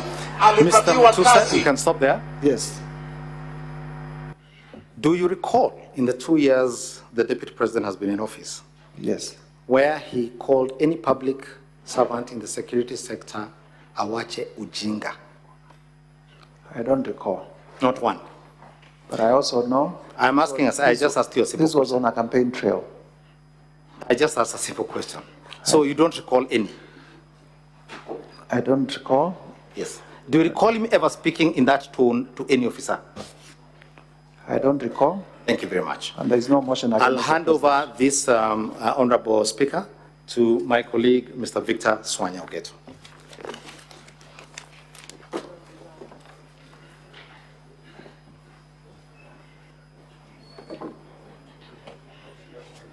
Now, counsel, you have 9 minutes for this witness and the other witness that are going to be called. Thank you, Mr. Speaker, and the senators. I'll be very brief. Mheshimiwa Mutusi, I want to refer you to your motion 45I. Paragraph 1. Yeah. That's paragraph 45. Paragraph 45I, yes. Paragraph 45I. Yes. Yes. Can you read it for us? Additionally, His Excellency Rigathi Gachagua used his office of Deputy President to exert influence and connive with the unscrupulous Ministry of Lands officials to issue an allotment letter to Amonyoro Investments Limited, a company that he owns, to acquire LR 209/12077 and LR 90923, situated at Embakasi, Nairobi, whose value is estimated at 1.5 billion Kenya shillings or thereabouts. After that, this company used the fraudulently acquired documents to support a court case at the expense of the legitimate owner of the property. Very good.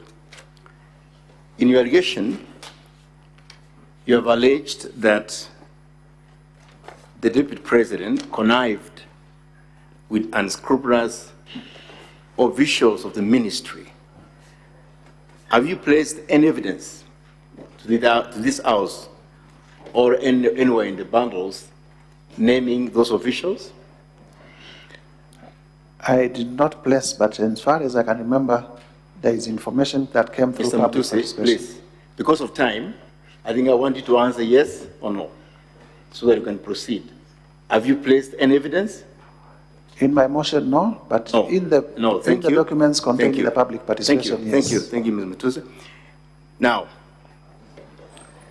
how many letters of allotments were given to Wamunyono Investment?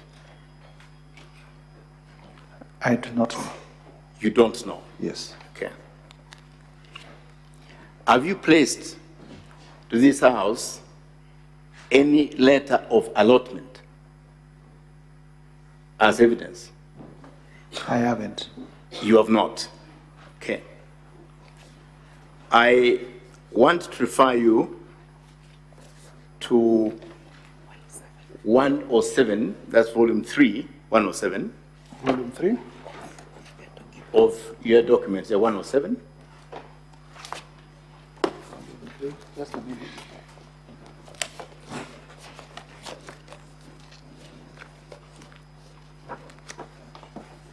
Page 107. 107, yes. 107. And I want 107. Are you there? That is NLC determination. Volume 3, page? Volume 3, page 107. Volume 3 of our documents or of your document? Of our documents. Your documents. Yeah.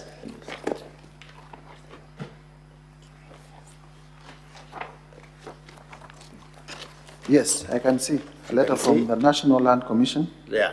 I want you to read the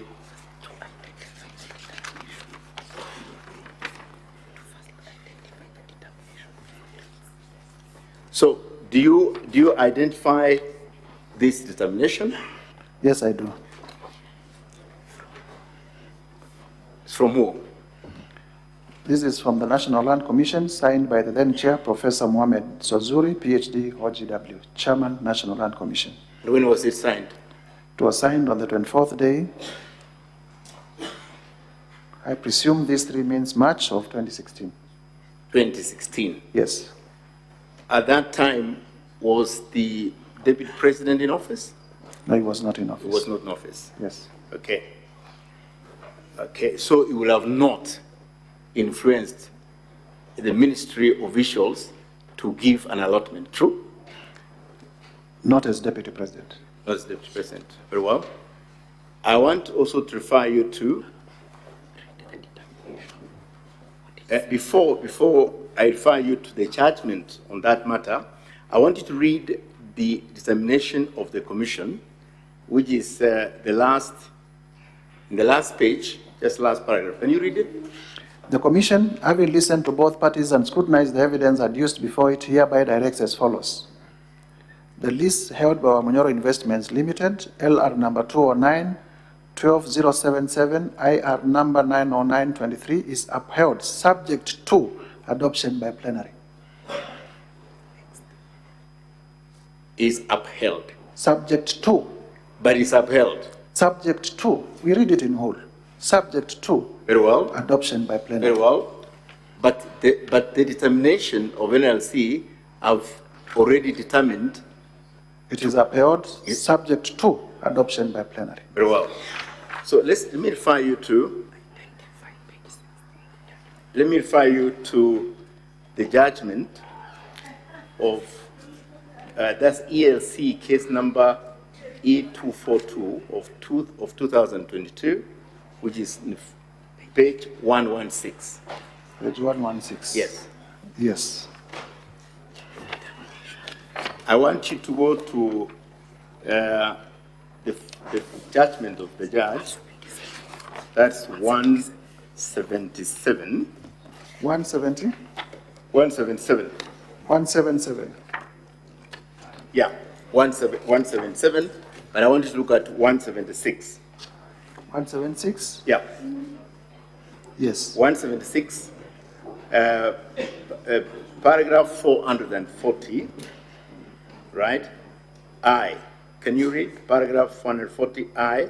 A declaration be and is hereby issued that the plaintiff is the lawful registered absolute owner of all that parcel of land known as LR number 209-12077, IR number 90923.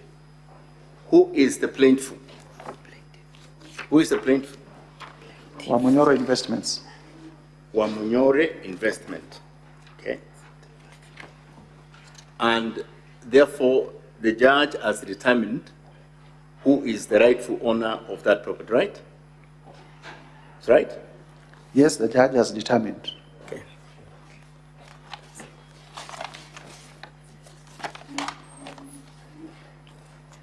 Okay, now,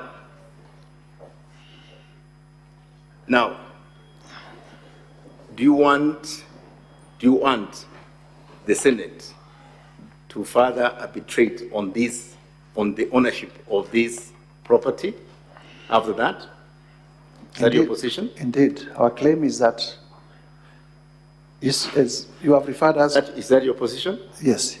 It is your position? It is our position. Even after you've seen the determination both from the court and from the NLC? There is no plenary adoption of the NLC determination. Subsequently, we have made allegations which will be proved that the letter of allotment came long after, and it is the letter that was used to support, to lead the court to make this decision. Very well. That's all, Mr. Speaker. Thank you so much. Yeah. I thank you. Yeah. Counsel for the National Assembly, you may re-examine the witness. But just to remind you, you have 40 minutes to conclude your entire case. Mr. Speaker, we have no questions in re-examination for this witness, so we propose to call our next witness. That is Dr. Andrew Mulwa. Very well.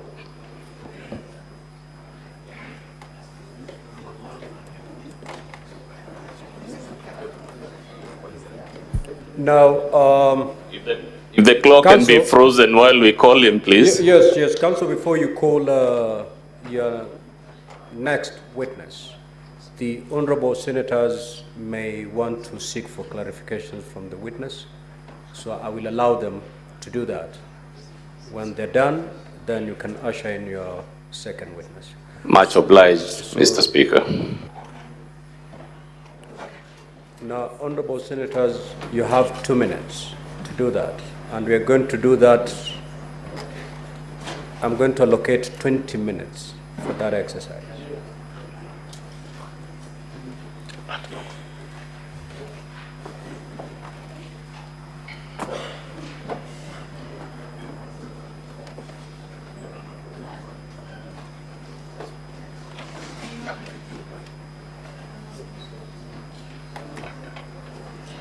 Senator John Newton. Not present. Senator Sotsi.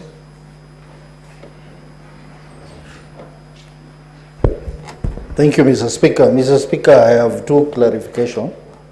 The first clarification to the Council for the Deputy President, and is on the matter of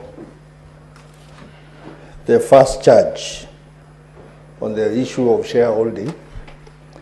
Can the Council, based on Rule 30, of the standing orders, explain the specific relevance of the Kenya Kwanza Coalition Agreement as a piece of evidence? My second question is the Council of National Assembly on the ground number 8, where it is alleged that the Deputy President violated Section 132 of the Penal Code. So maybe we can be told a lot more about whether there was any report made to the relevant authorities as far as this charge is concerned. Senator Newton.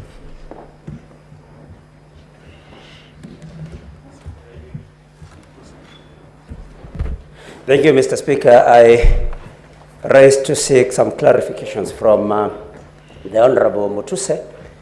Very fast, Mr. Speaker. First of all, what led him to, if he did, to think of auditing the wealth of the Deputy President? Was he auditing institutions?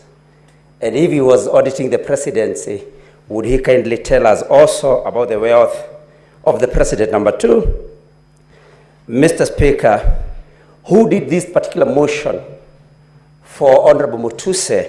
And why I ask that, Mr. Speaker, is because every time he's asked a question, he says, I think so, I believe so. He does not give convincing reasons, in my view, Mr. Speaker. Mr. Speaker, he has listed several companies. And these companies, upon cross-examination, he has said repeatedly for each of them that he has no problem with the companies, apart from saying that he thought that there was an intention to use them for money laundering and some other corrupt activities, Mr. Speaker. So exactly what, is it a crime to have, in his understanding, to own companies for the Deputy President or any other Kenyan, Mr. Speaker? Mr. Speaker, when you look at the affidavit made by one Njomo, Mr. Njomo, about acquisition of Olive Gardens Hotel, with a promise, it is alleged that the Deputy President would buy the same later. Senator Ojenda. Honorable Senators, condense your thoughts. You only have 2 minutes within which to seek the clarifications. And both teams kindly note down the questions so that once the senators are done raising, we'll come to you. Thank you, Mr. Speaker. I want to ask the witness, Mutuse, you have been taken to great lengths on the ownership or the shareholding of the 22 companies that you have associated the Deputy President with, I want you to just clarify why you included the 22 companies in your impeachment. You set out allegations on several companies. Clarify one, you referred to Olive Gardens Hotel. You refer to the, again, Vifingo Beach Resort in Kilifi County. You set out the CR12 of both. Now I want you to just tell us, to clarify, the significance of the inclusion of these two companies. Just clarify that. On the ownership of Queensgate Serviced Apartments, you also seem to raise a number of issues. I want you to also clarify the ownership of Queensgate Serviced Apartments and why you attribute the questions. You asked several questions by counsel on Queensgate. I want you to make a clarification. But let's go to the other question, Mr. Mutuse. In charge number 1, you have referred to the obligation. Senator Mungatana. Asante Bwana Spika. Mimi nilikuwa nataka kumuuliza Mheshimiwa Mutuse, mbunge wa Kibwezi Mashariki, atufafanulie wakati ambapo Mheshimiwa Makamu wa Rais alipokuwa anazunguka na kusema anapigania haki za Mrima, yeye kama mbunge wa Kibwezi Mashariki na kama mbunge wa kutoka sehemu ya jimbo gatuzi la Makueni, je, alijisikia ama alijihisi kwamba anabaguliwa ama anawekwa kando katika nchi hii ya Kenya? Tueleze vizuri, tuelewe. Asante, fafanua. Senator Enokombo.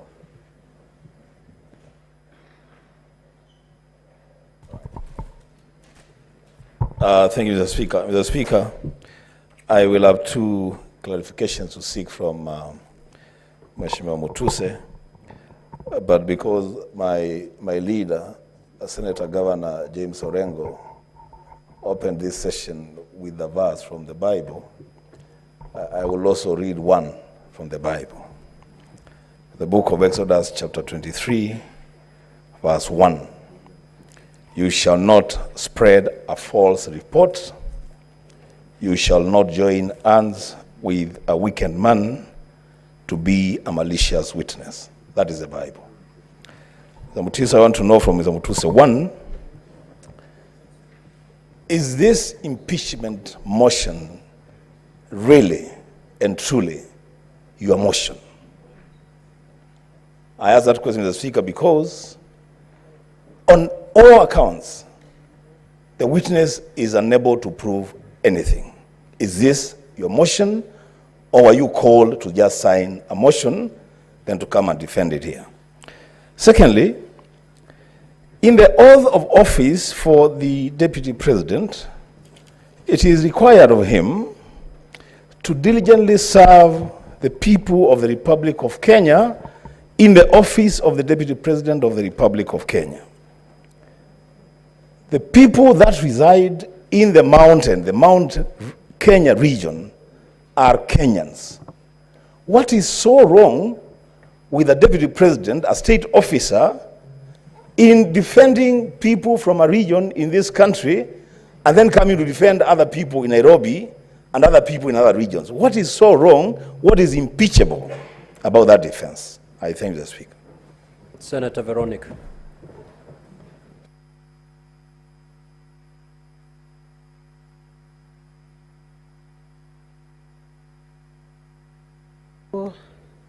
Honorable Mutuse, just to clarify a few issues. One, are there any charges for money laundering that have been preferred against the Deputy President? That's one. And then to confirm whether the Asset Recovery Agency. The case of the Asset Recovery Agency that was before Justice Esther Minor was fully resolved using the consent order. Those two clarifications. Senator Olekina. Thank you, Mr. Speaker. Mr. Speaker, I need to seek two clarifications, and one of them is from the Council of the Deputy President.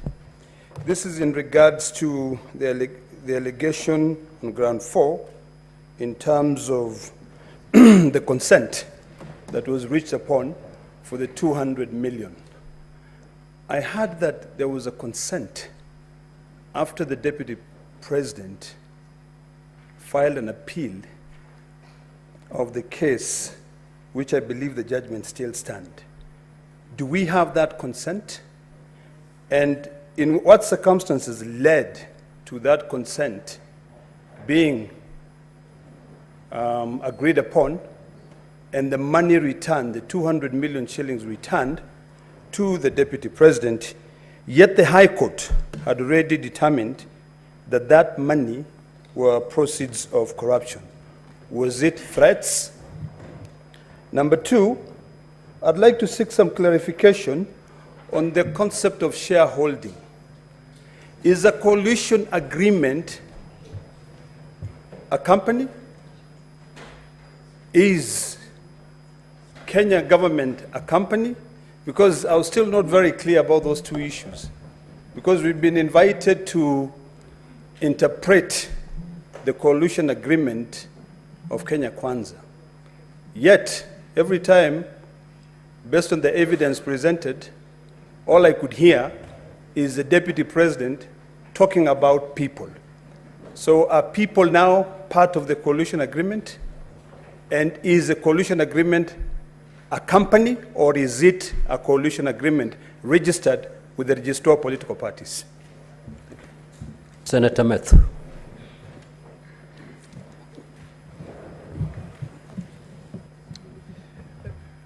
Thank you very much, Honorable Speaker. I also want to get to understand from a clarification from Honorable Mutuse on the assertion that you made on ground number,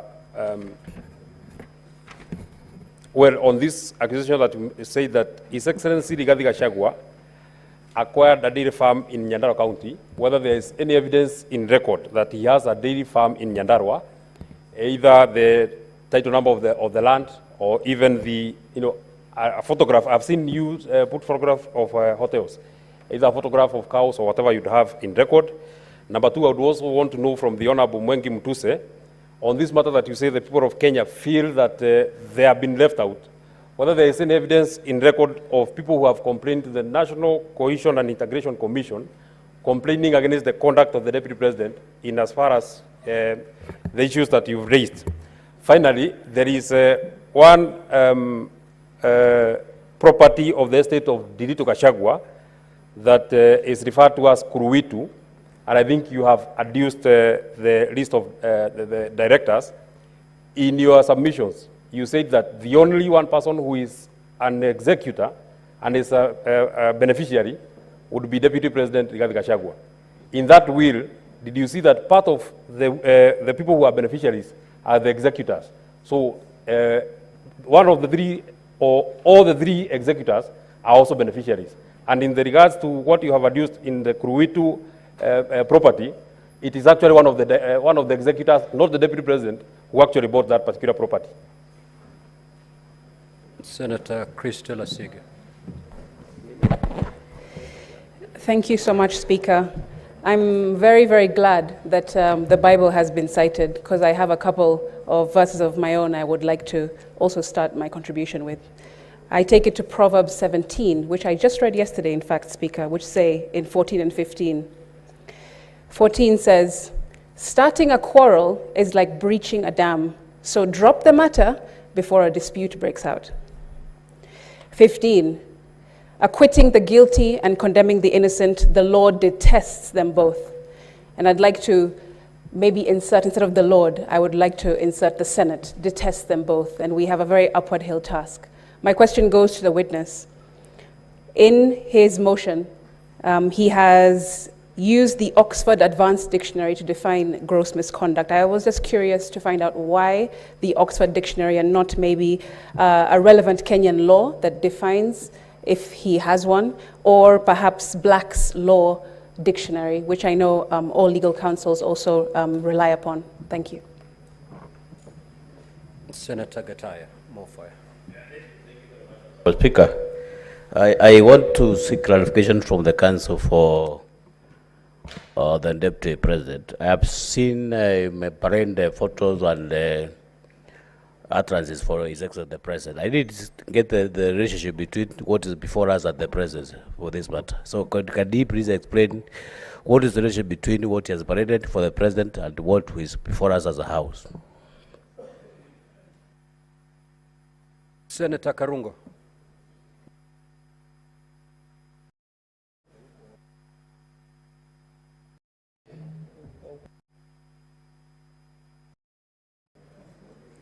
Thank you very much, Mr. Speaker. My questions directed to Mheshimiwa Mutuse. Welcome to the Senate, the upper house.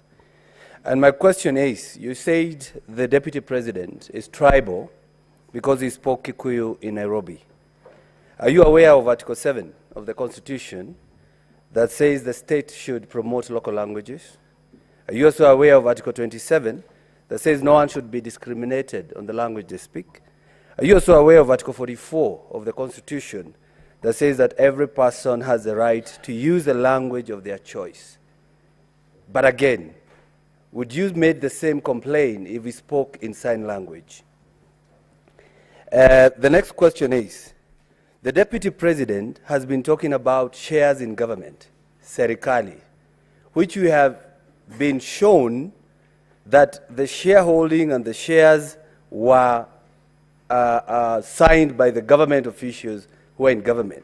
He never talked about the nation, which is Taifa, shareholding of the country. So I would want you to tell me whether you know the difference between the two. And lastly,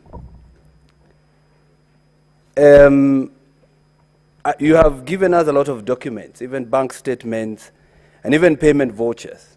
I know you as Honorable Member of Parliament, not necessarily a government agency. How did you access these documents? Yet you know the Supreme Court of Kenya has indicated it is wrong to steal evidence or to unlawfully obtain evidence. We would want you to give us that indication. And also, you said the Deputy President was in a company of senators in Nairobi County.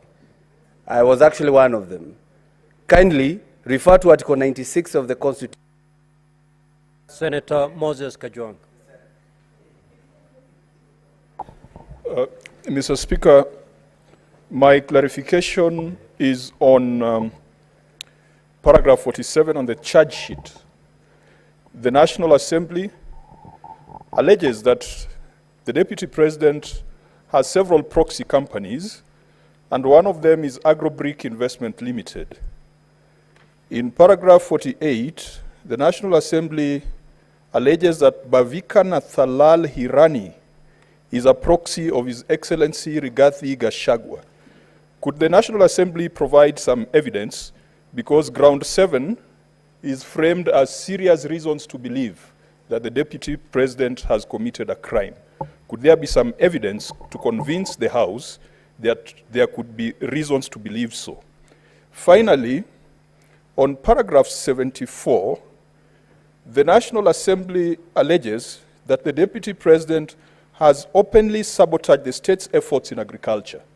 Mr. Speaker, I'm a member of the Agriculture Committee, and I would be interested to get the evidence that there's been connivance, there's been cartelism, and there's been an association between the Deputy President with the cartels that have frustrated the development of the tea sector. Because the tea sector goes beyond the mountain, it goes all the way to Kisii and areas that neighbor Homa Bay County. And finally, which is this cooperative society whose name has been withheld? Could that information be provided to the Senate? Thank you, Mr. Speaker. Senator Robert.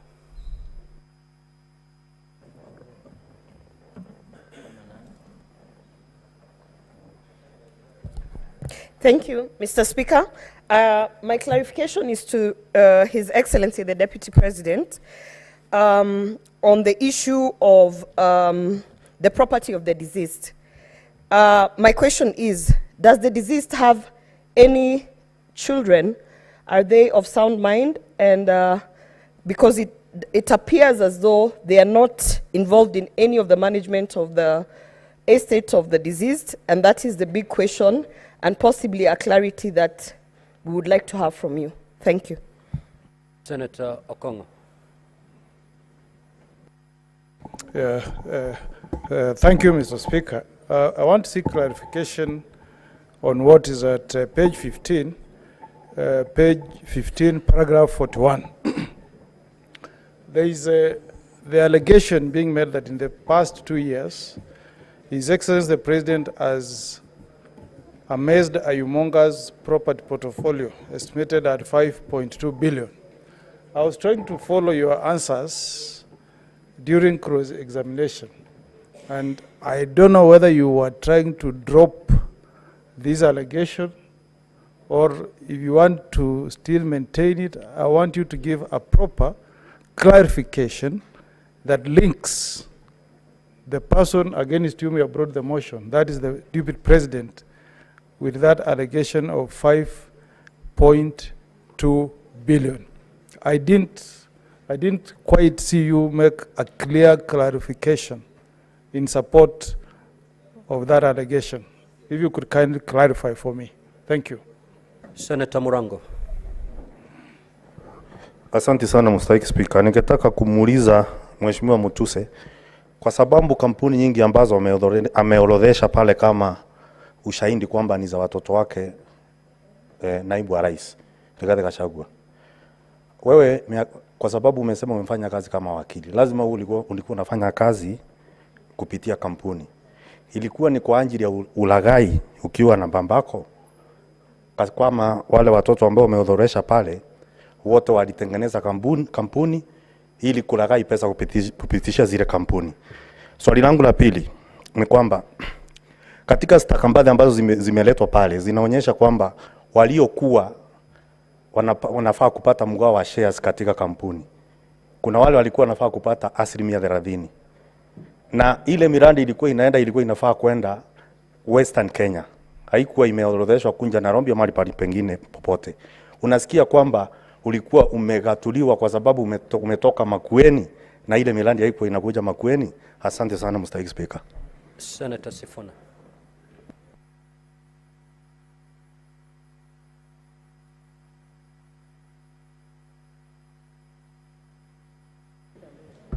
Honorable Speaker, unfortunately I hear that the Bible verses have been exhausted. But I seek a clarification from my friend, Council Macharia, who has helped me to understand complex legal issues before. Council, because you have presented a coalition agreement to explain this issue of shareholding, where does that coalition agreement leave members of political parties that are not signatories to the Kenya Kwanza agreements? That is the first question I would want clarification to. Number two, what would be the place of a coalition agreement that is manifestly unconstitutional or illegal? And the page that you referred us to includes securing positions that are supposed to be competitively filled. For instance, the position of permanent secretaries. Is it your position that in fact these advertisements that we see in the newspapers are just a charade to cover up things that have already been concluded in coalition agreements such as the Kenya Kwanza agreement that you have exhibited here? Thank you, Honorable Speaker. Senator Mundege. Asante, Bwana Speaker. Swali langu ni kwa Mheshimiwa Mutuse. Wakati Deputy President kunasemekana aliongea umbaya wa Jaji Maina, ndio tuweze kuangalia kuna njia yoyote, kwa sababu kila mtu ako na uhuru ya kwenda kotini ama kuita wazee ama kutumana. Kuna kitu Jaji Maina alifanya ndio tuweze kuelewa juu ya vile Deputy President aliongea umbaya wa Jaji wa huyu jaji. Asante Bwana Spika. Senator for Kilifi.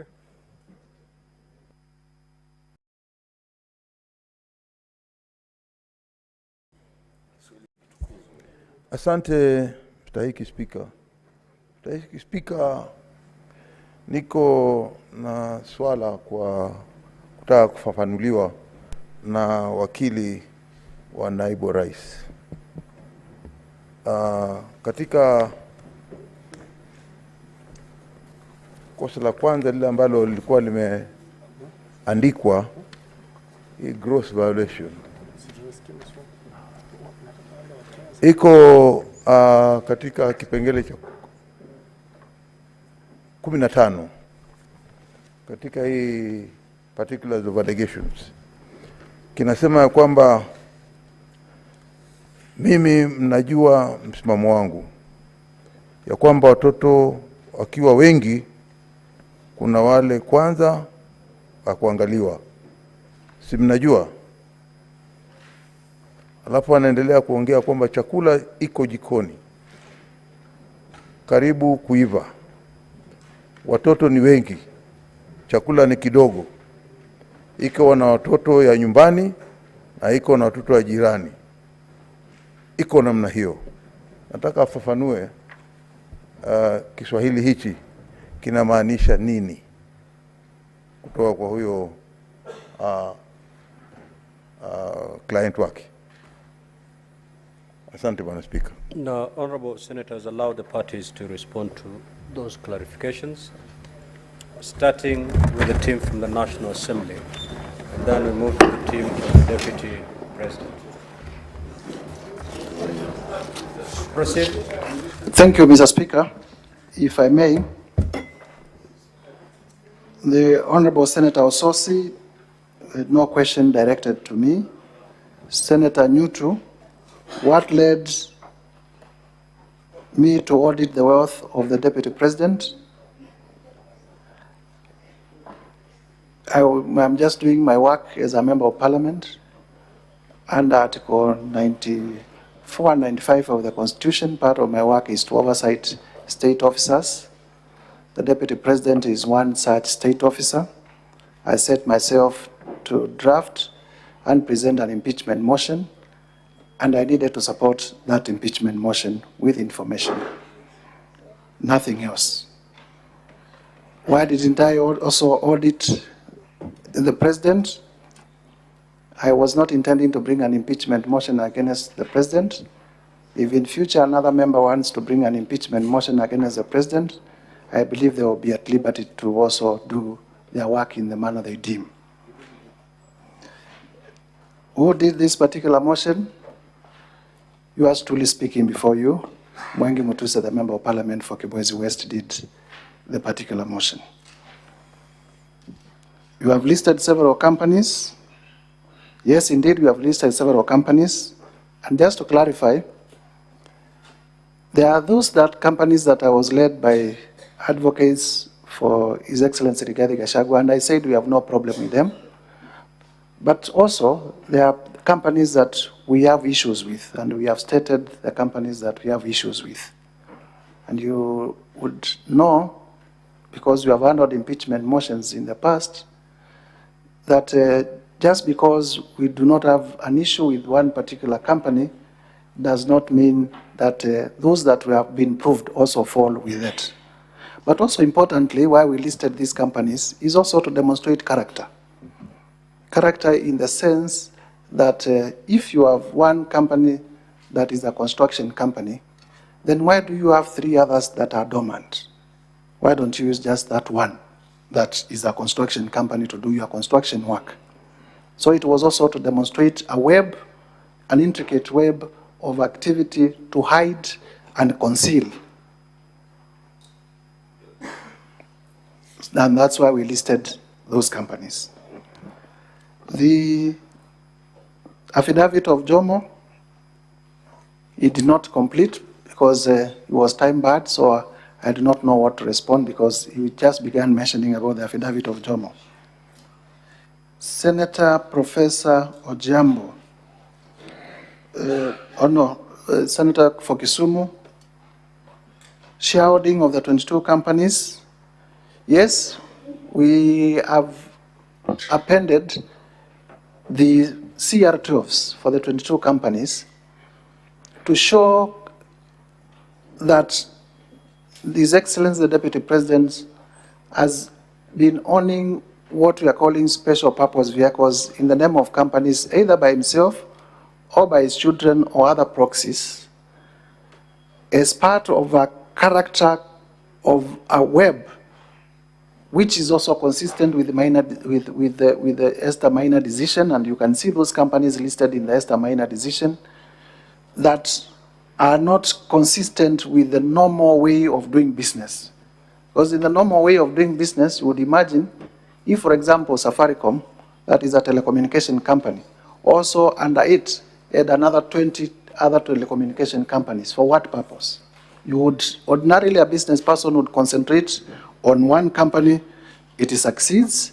Then if you have a different investment that is completely different from what you are doing, is when you open a different company. But all these companies, you look at their objects, you look at everything, they are all made to do the same thing. The question is why? And remember, the offense here is reasons to believe that the Deputy President has committed crimes. And we believe this is a good basis to show that these companies are not formed for a legitimate purpose. Senator, in terms of Vipingo and Olive Gardens, Vipingo Ridge, we have been able to demonstrate that His Excellency Rigathi Gachagua's children are part of the directors, 2 of them. In terms of Olive Gardens, we have been able to demonstrate through the affidavit of Mr. Jomo that Mr. Jomo indeed was acting for the Deputy President in the purchase. And as much as we refer to a future promise of refunds, all of us would know that offenses of corruption and money laundering are not straightforward offenses. And as much as we want to rely on technicality, and it is this technicality that has made it impossible to fight corruption in this country, if we look at it and all of us know how these things have been done, you would definitely see that Mr. Jomo is saying in black and white that he was a conduit for that purchase. We go to the Honorable Senator Mungatana, Senator for Tana River. Haki za mlima kama nilijihisi kubaguliwa. Na nafikiri ni kweli kwamba watu ambao wanawakilisha na mimi mwenyewe pia na Wakenya wengi wanajihisi kwamba kama naibu wa rais ambaye anahitajika kuongea kuhusu masuala ya Kenya mzima, atazingatia tu masuala ya sehemu fulani, basi wale Wakenya wengine wote nikiwa ndani tunajihisi kubaguliwa. Na sio tu, hata wale ambao wametoka sehemu tofauti na mlima, hata wale wa mlima pia wao, you setting them against the rest of Kenyans. Senator Enoch, Exodus 23, thank you. I'll keep it to myself.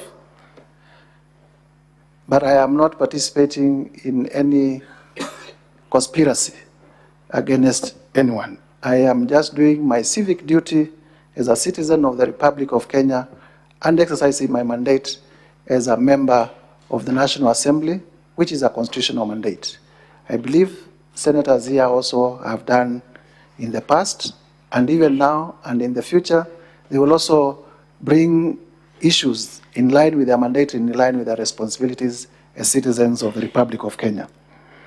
Is this motion your own motion? Yes, it is my own motion. And in saying so, you say, I approved nothing. And that is not factual. Just to say the least, if you go through the motion 11 grounds, and you look at each grounds, most of the grounds have sub-grounds.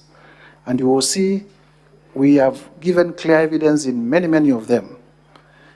Incidences where we have been able to admit, like for example on the tea issue and on the Sacco, Madeira Sacco, that by the time of presenting the motion I had not gathered evidence and the rules do not permit that I present new evidence, I have conceded. I have conceded, but only on those two. That does not mean that I have not proved anything. I have actually proved most of the grounds.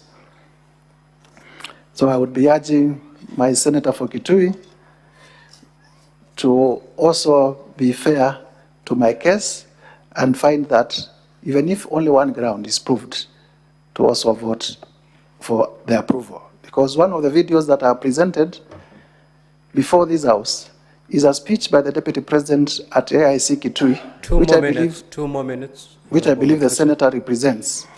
And in that video, you will see the Deputy President telling the people of Kitui, kwamba nyinyi Wakamba hamuna shares. Hata napigana na huyu rais sana, kwa nini anawapatia viti katika serikali? Those are the people that Senator Enoch represents, who the Deputy President told them they do not have a right to be in cabinet. In terms of the oath of office, and it was done right in Kitui town. In terms of oath of office, diligently serve the people of Kenya. Yes, and that is where the problem is. You sought to serve the people of Kenya, not the people of a region. That's where the problem is. Senator Veronica, charges of money laundering. I am not aware of any ongoing proceedings in respect of the DP in terms of money laundering, but I'm aware of that the Justice Maina decision has not been annulled on merit and therefore still remains good law. Senator Ledana Olekina, that was to the DP's lawyers. Senator Methu, my good friend, Nyandarua County Dairy, I consider I have not presented evidence on Nyandarua County Dairy because, of course, of the limited timelines in terms of working on this. NCIC complaining about, the question was whether there has been any complaint to NCIC about the Deputy President's remarks. I wouldn't know because I don't work for NCIC. I wouldn't know, just to be fair. Kuruwitu and CR12, Kuruwitu was bought at 250 million, money that has not been disclosed, is source. And the owners of Kuruwitu is Vipingo Ridge, and we have also demonstrated who are the owners of Vipingo Ridge. You know, money laundering, you hide, it is a web. That's why it has become very difficult sometimes even to investigate money laundering. And there is no dispute that the two sons of His Excellency Rigathi Gachagua are directors of that company. That has not been disputed. Senator Asigi, where we are using the Oxford Dictionary and not Black's Law Dictionary, law has now also delved to the place of the common citizens also to understand what it is and not the jargon of the past. And so Oxford Dictionary also offers plain English definitions, and we thought it is also good to use plain English definition because not all of us are lawyers. I do not think that it is disputed that the definition we have given is wrong in terms of what constitutes gross misconduct. Senator Karungo, my very good friend also, tribal, speaking in tribal language in Kikuyu, and whether that is not permitted under Article 7, Article 27, Article 44. Clearly, the Deputy President is a state officer and has taken oath to promote national unity. Nairobi is our capital city. All communities are here. It cannot be said that Nairobi belongs to the Akamba, much as we border here, or the Luya, or the Kikuyu. When you speak in Nairobi, you must be sensitive. It is just like speaking in Senate in mother tongue. Shares and company. Clearly, my answer and response is we are not, the Deputy President has talked about Kenya is a company for shareholders. He did not say that Kenya is led by Kenya Kwanza Coalition, a political coalition of shareholders. So let us not twist facts. This is an afterthought. There has never been anywhere where the Deputy President said, naongea kuhusu Kenya Kwanza Coalition. He has been consistent. Kenya is a company and it will benefit its shareholders. So the coalition agreements that have been adduced before you are an afterthought, are just a diversion. in my view. Access documents. How did I access these documents, including accounts? I got the services of whistleblowers when people knew that I want to do this. I got the services, I got a lot of information from whistleblowers whom I do not intend to disclose their identity because they are protected under the Witness Protection Act. Honorable Kajwang, I my counsel will be talking about the issue of Brobika and how it is, that particular director is related, is connected, is linked, the nexus between that particular director and His Excellency, the Gachagua. In terms of agriculture, I did admit I did not present evidence in terms of his sabotaging of the tea, much as I have information, but I leave it at that we have not presented adequate evidence in terms of sabotaging. But Kenyans would know that that role is domiciled in his office, and the price for tea has not become any better. In fact, it is still oscillating up and down. The cooperative society, I also considered, we have not presented evidence. Senator Ogwoka, the question was to the DP's legal team. Senator Omogeni, page 15, paragraph 41, whether I can tabulate, and during our closing remarks, we'll be able to... Conclude. You have 2 minutes actually. We'll be at our concluding remarks, we'll be able to answer this question, but just for your information, the land acquired through Amunyoro investments is 1.5 billion. The Abadeas, when we added, came to about 1 billion shillings. When you add Kuruitu, 250 million, and others that will be showing 412 million for Olive Gardens, they will all come to the figure that we are talking, or thereabout. Now allow your legal team to respond to the questions directed to them. If at all there are any questions directed to you.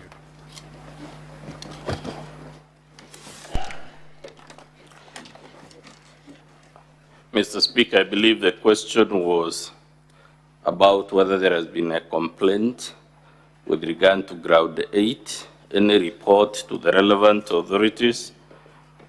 I believe there was a related question on whether the DP has been subjected to any prosecution for money laundering or related offenses.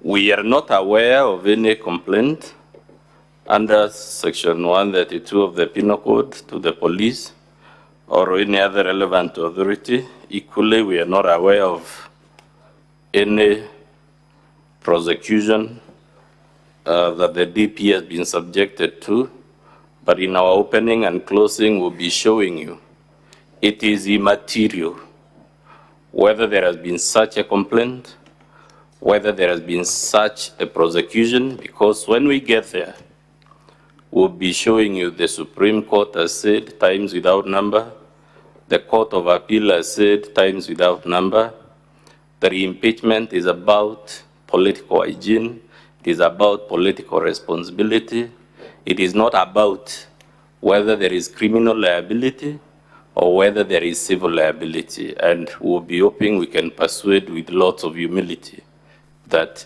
nothing turns on whether, as a matter of fact, complaints have been launched or prosecutions have ensued. And those are not my words. They are the words of our Supreme Court, as I said, not once or twice, but several times. Thank you. The legal team of the Deputy President.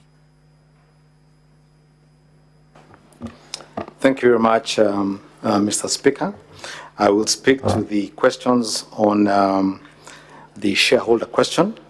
Honorable members, please permit me to answer this in omnibus, but I'll attempt to do my level best on this. The first question was, why is the President relevant in these proceedings as regards shareholders?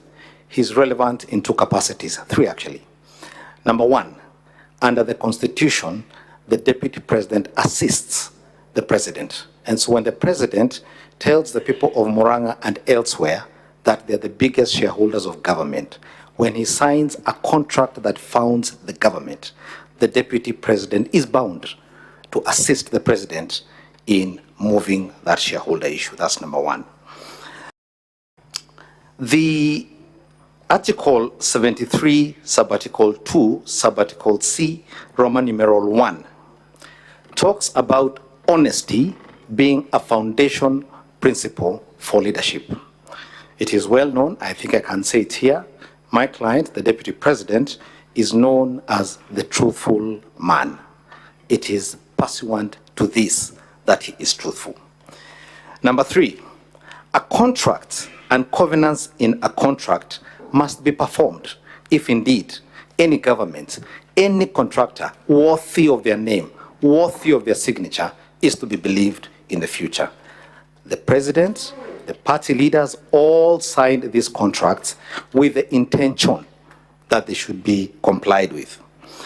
You will note that in the sections we read out for you here today, the Deputy President is insisting that the promises made to the people of Western Kenya should be complied with to the letter. The promises made to the people of Coast in an agreement should be complied with to the letter. Equally, all other regions that had agreements signed or promises made in these coalition agreements ought to have those promises implemented. That is the basis upon which he says it is important that we keep our words. Fourthly, the coalition agreements were in fact executed. The President and the Deputy President came from UDA as the agreement said. The Speaker of the National Assembly came from Ford Kenya as promised in the agreement. The Speaker of this Honorable House and a learned friend and colleague was in fact elected as the Speaker of this House. And all the other promises that had been made were being implemented. But more importantly, as a matter of law, agreements that underpin coalition building are actually a legal consequence. They draw their force from the law. And I think Honorable Mutuse here mentioned it broadly, but I can tell you exactly where it is. Schedule 3 of the Political Parties Act requires every coalition to draw a coalition agreement. That is number 1. Number 2, it prescribes what is to go in that agreement. Among the things that the Political Parties Act Schedule 3 prescribes must be in the agreement is the sharing of power and responsibilities. So it's a matter of the law. And if when the honorable members here retire, you will find that Article 108 of the Constitution delineates power in both the National Assembly and in the Senate on the basis of coalition agreements and who has the majority, who is the largest shareholder, if you will, in each of those two houses. Fourthly, or fifthly, I think it is now, I think we said this before, the Deputy President had no power to appoint or implement any of those things. All he could do was speak to the agreements that had been signed by the party leaders, and that's all he was doing.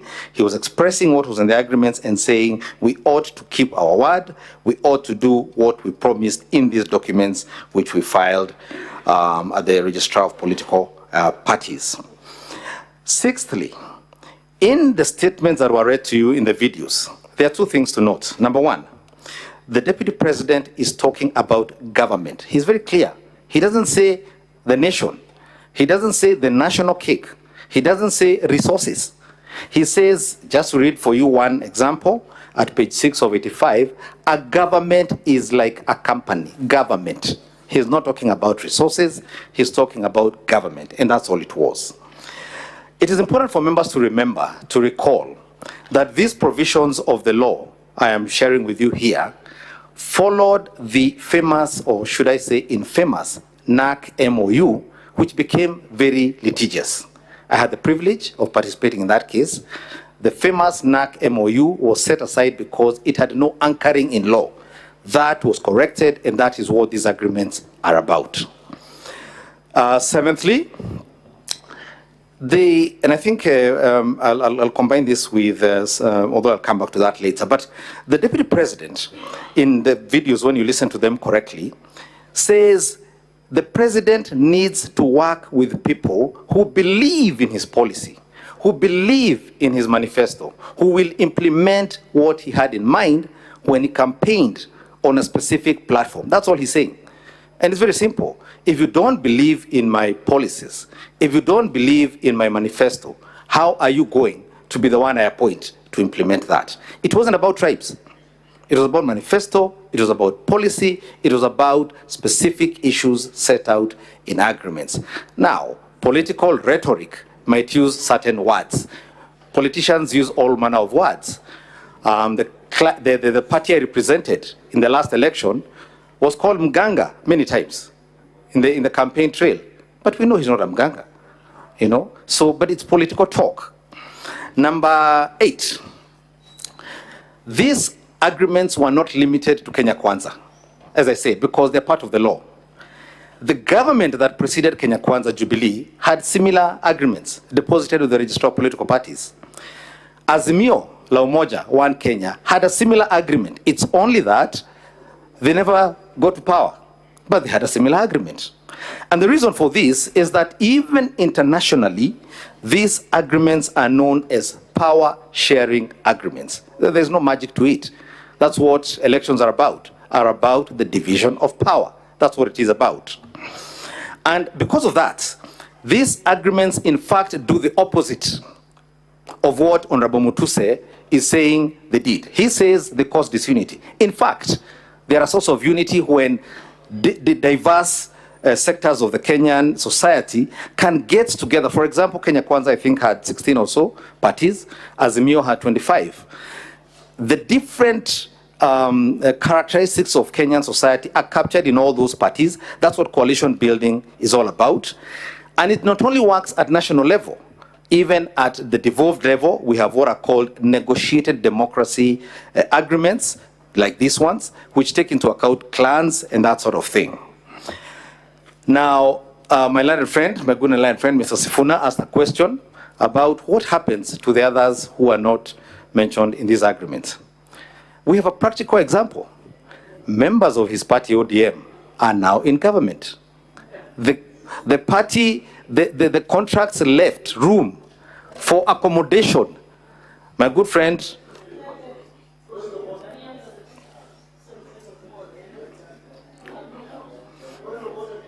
order. You cannot raise a point of order on the council.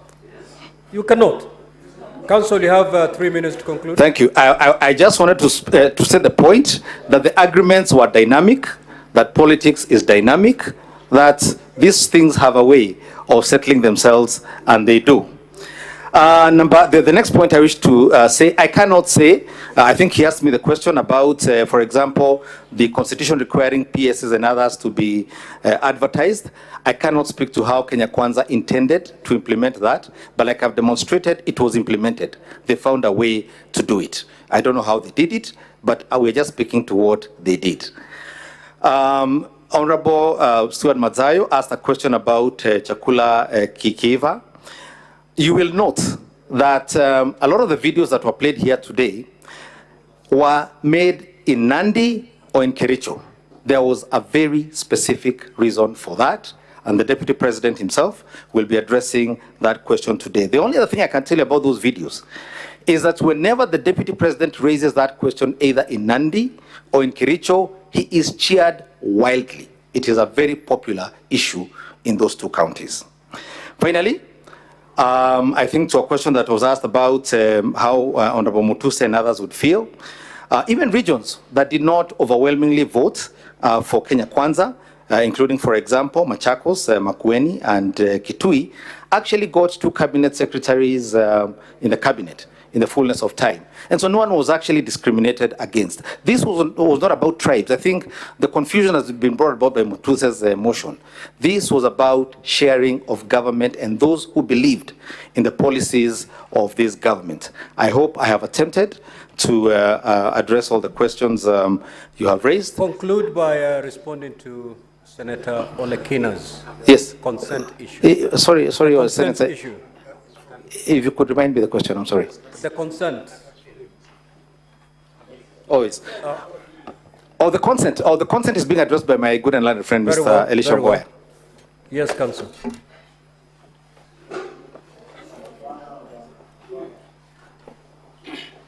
Thank you, Mr. Speaker, and thank you, distinguished senators. The distinguished senator for Narok County has asked succinct questions. Number one, if you look at the petition claimed two things.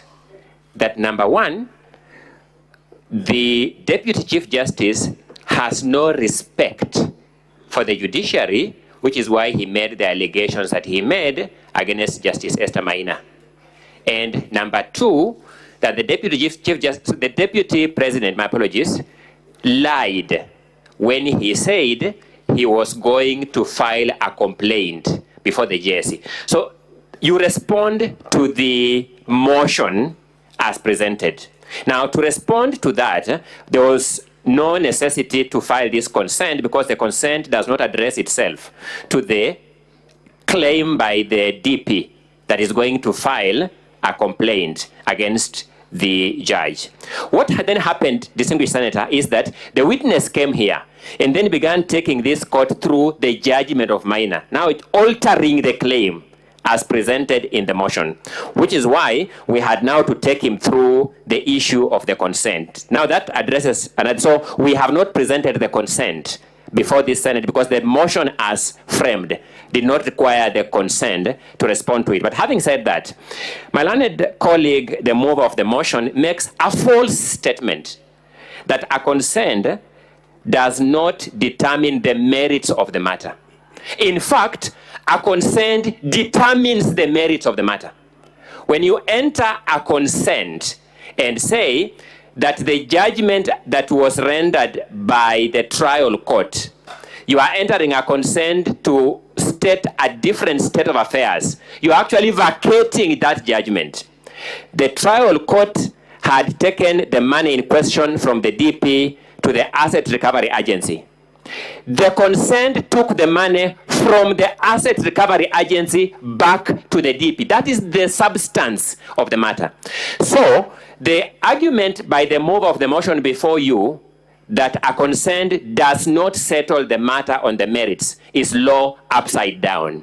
Law upright is that a consent settles the merits of the matter that it addresses. Thank you so much. Now, honorable senators, can I get an indication from Council for the National Assembly? How many witnesses do you intend to call beyond Honorable Mutuse? Mr. Speaker, we have 3 more witnesses, and while on it, at the point we stopped examining the Honorable Mutuse, you said we had 45 minutes. Yes, you have 45. But when I went there, you said 40, so we were a bit alarmed. No, you have 45 minutes. Much obliged. And the team for the Deputy President, you've exhausted your time, but there was 10 minutes that has been occasioned by the technicality on the videos. So you need to utilize that with the remaining 3 witnesses. Now, honorable senators, Honorable Mutuse is not going to leave. You're going to stay on as we hear the 3 witnesses, and then if the other clarifications that honorable senators wish to direct to you, please be available. Kindly usher in the second witness.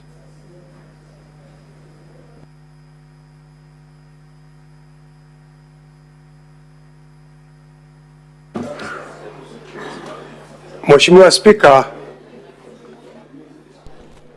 Speaker, we as Council for the Deputy President would wish to borrow from our time tomorrow, the time you allocated, so that we can be able to effectively cross-examine the witnesses that the National Assembly is going to call now. We don't want to go outside our time, but we need How much time do you want to borrow from your tomorrow's time? 1 hour. Keeping in mind that we are rising by midnight. 1 hour will be adequate from the 3 hours we have tomorrow. We'll overshoot the runway. 1 hour is a bit too much. We will go beyond midnight. 30 minutes? Yes. Very well.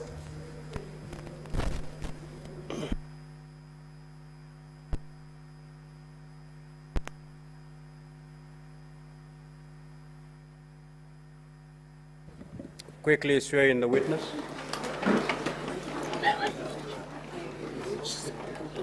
Christian.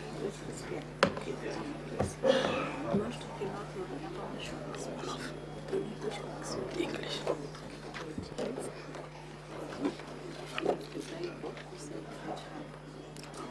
Right hand.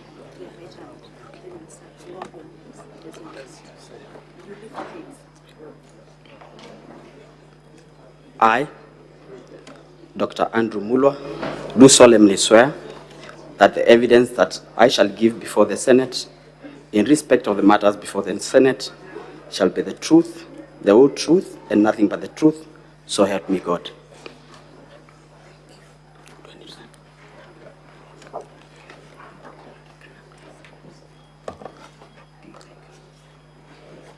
Sir, would you tell the Senate who you are and your professional background? My name is Dr. Andrew Mulwa, a medical doctor by profession, working in the Ministry of Health, and previously working the acting CEO, Kenya Medical Supplies Agency, KEMSA. Please confirm whether you're the one that saw the affidavit on page 67 of volume 1. Yes, I am. In respect of which allegation in the motion did you swear this affidavit? I have sworn affidavit on issues raised on paragraph 45J, 78C, in ground 7 and 11 of the motion for removal of the office by impeachment of His Excellency, the Deputy President, Rigathi Gachagua. Paragraph 78 of the motion, what does it say? 78A, that would be page 37 of 85.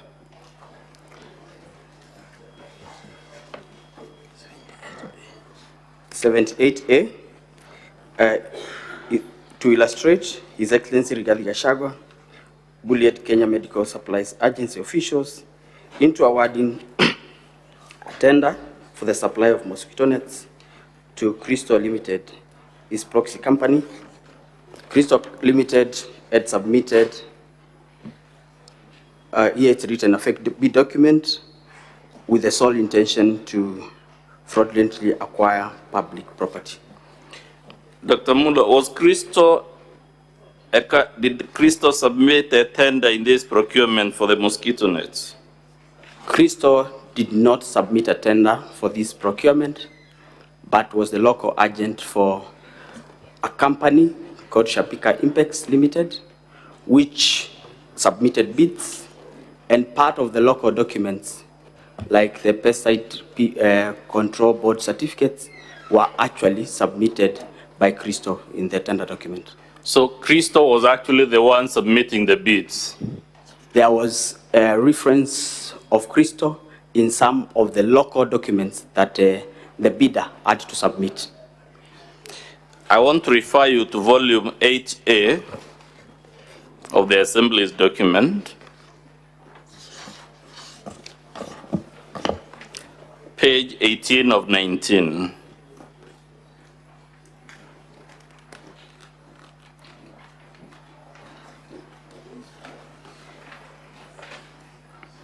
Are you there, sir? Yes, I am. What is the title of that letter? It's appointment as local agent for Duranet LLIN in Kenya. This Duranet, is it the mosquito net that was being procured? Or is it a different one?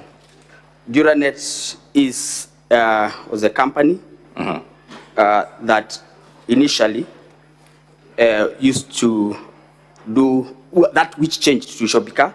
And I think in this letter, it is Shobika writing to confirm that they have appointed Crystal as their sole local agent in the country.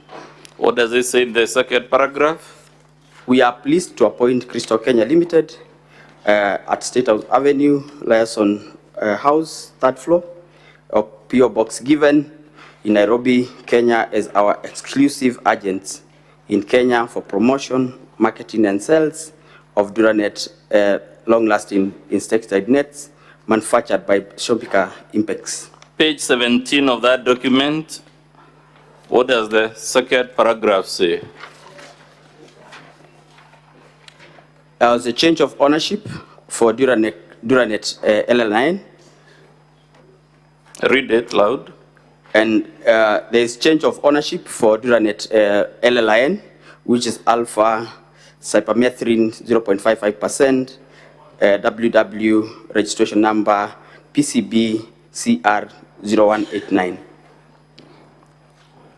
I'm referring to volume 8A, page 17. What does the second paragraph of that letter say? Can you read it in full? We have taken note of the change in ownership of Duranet LN9 from Clark Mosquito Control of USA to Shopika Impex Private Limited, India, and appointment of new agent, Crystal Kenya Limited.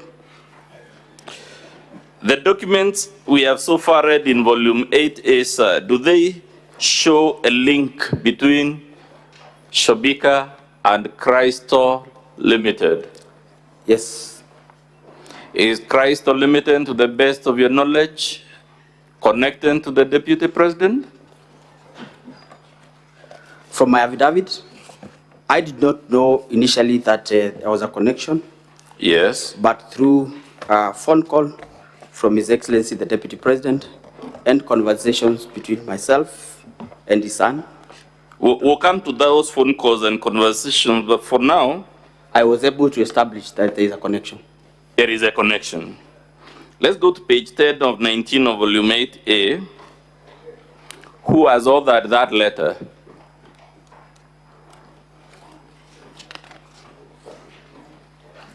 Page 10 of 19.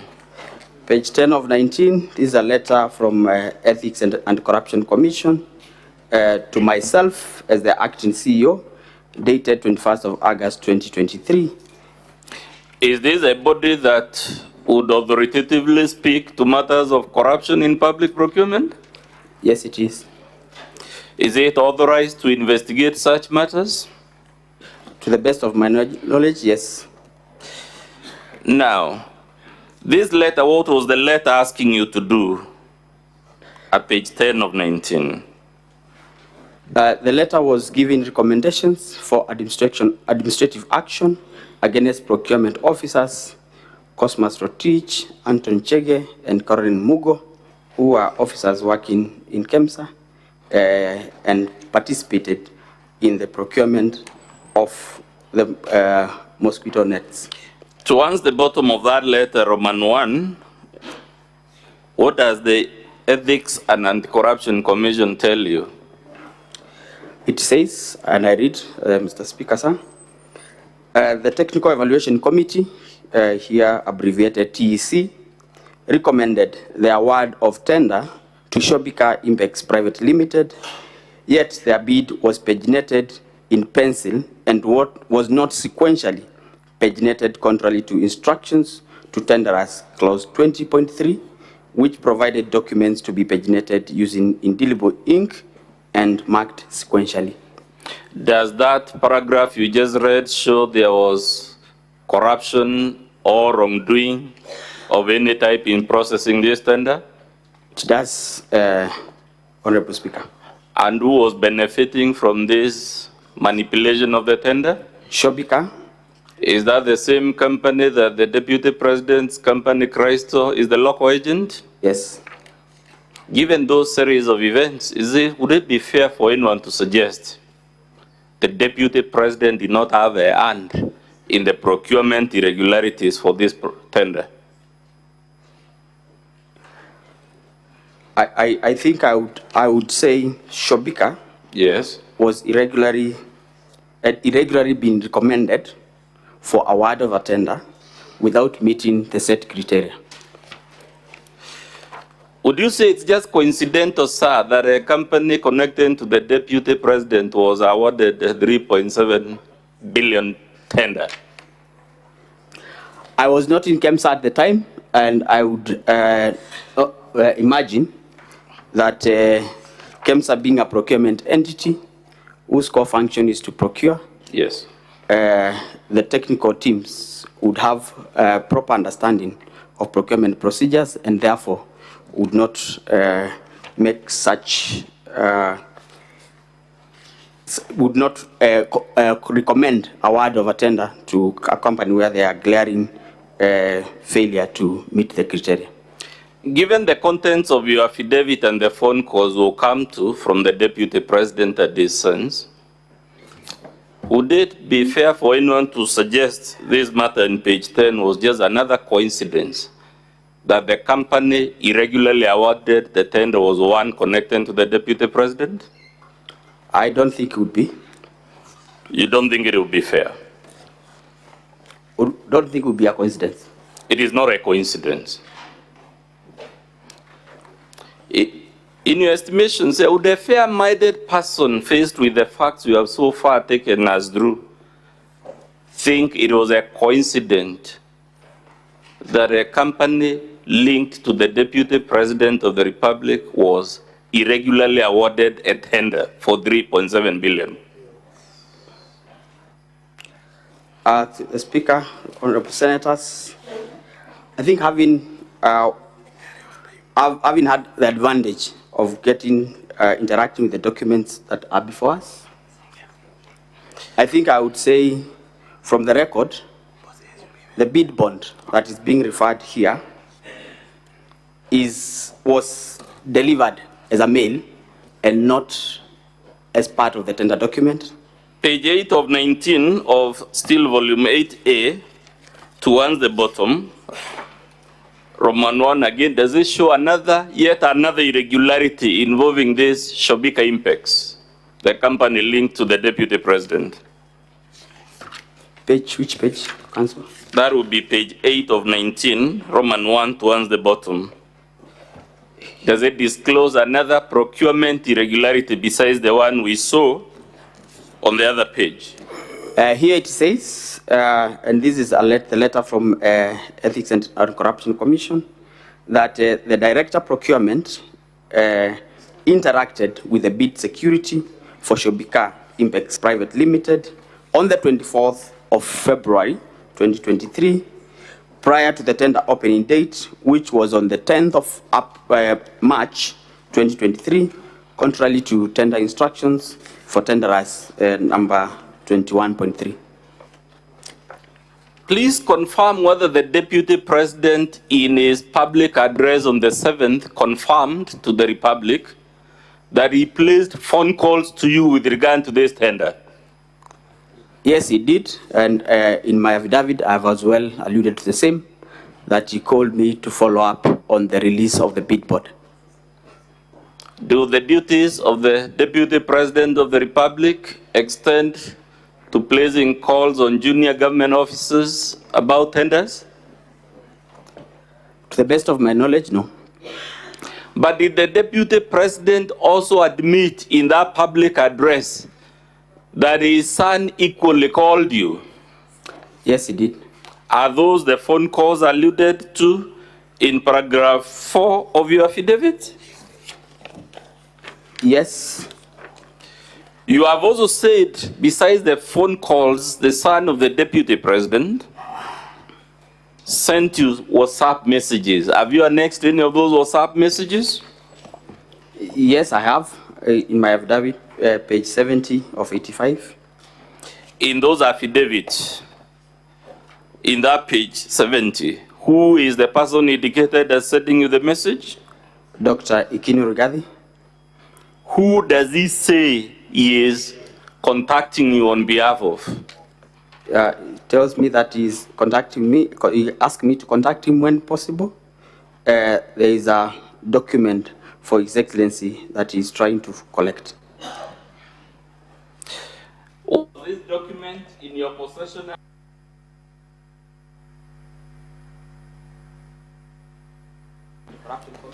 which was investigating the anomalies of the procurement of the LLINs. So the deputy president and his son are pressuring you to surrender a procurement document under active investigation by the Ethics and Anti-Corruption Commission. Yes, Your Honor. Would that be interfering with active criminal investigations? From where I sat as acting CEO, I felt pressured because the documents were not within our custody, and had to actually make effort to follow up with the Ethics and Anti-Corruption Commission for the documents to be released back. Have you placed any evidence before the Senate to confirm these documents the deputy president and his sons who are harassing you to surrender were actually under the custody of the Ethics and Anti-Corruption Commission? Yes, I have submitted my letter to the CEO, Ethics and Corruption Commission, asking for the bid board documents for Shobika. We are at page 73, page 73 of 85. Page 73 of 85. Yes. Can you read the relevant part, which I believe it's 72 of 85, Mr. Speaker, of volume 1, if I'm not mistaken. Yes, 72. Can you read that paragraph? What does it say? This one that I wrote to Ethics and Corruption is actually 73. Okay. 72 I had written to Shobika. Yes. Telling Let's begin with 72. What did you tell Shobika? Paragraph 2. We would like to inform you that the subject tender is currently under investigations, and all the documents related to this tender are not under our custody. We have, however, written to the Ethics and Corruption Commission to release the original bid bond to facilitate your request. They had requested for release of the bid bond. And the one in... Through a letter dated 12th June 2023. And the one in 73, in summary, what were you trying to do? I was requesting the CEO, the Ethics and Corruption Commission, for the bid bond for Shobika Impex Private Limited for the malaria net tender, which I had requested, that I had informed him of the letter that we had received from Shobika, requesting for the bid bond. Sir, given the magnitude of this tender and the national crisis it stoked, would anyone expect the deputy president, when he was harassing you, to know that the matter was under investigation and active investigation for that matter? I want to believe so. Lastly, sir, claims have been made on this floor that the allegations against the deputy president transcend the force to the ridiculous to the embarrassing. This material you have taken is it consistent with the narrative that ground 11 of this motion is false, ridiculous, and embarrassing? Through the Speaker, Honorable Senators, what I've presented before this House is the truth, nothing but the truth, and verifiable by document presented. I want you lastly to read from your paragraph what you told the National Assembly bringing us here.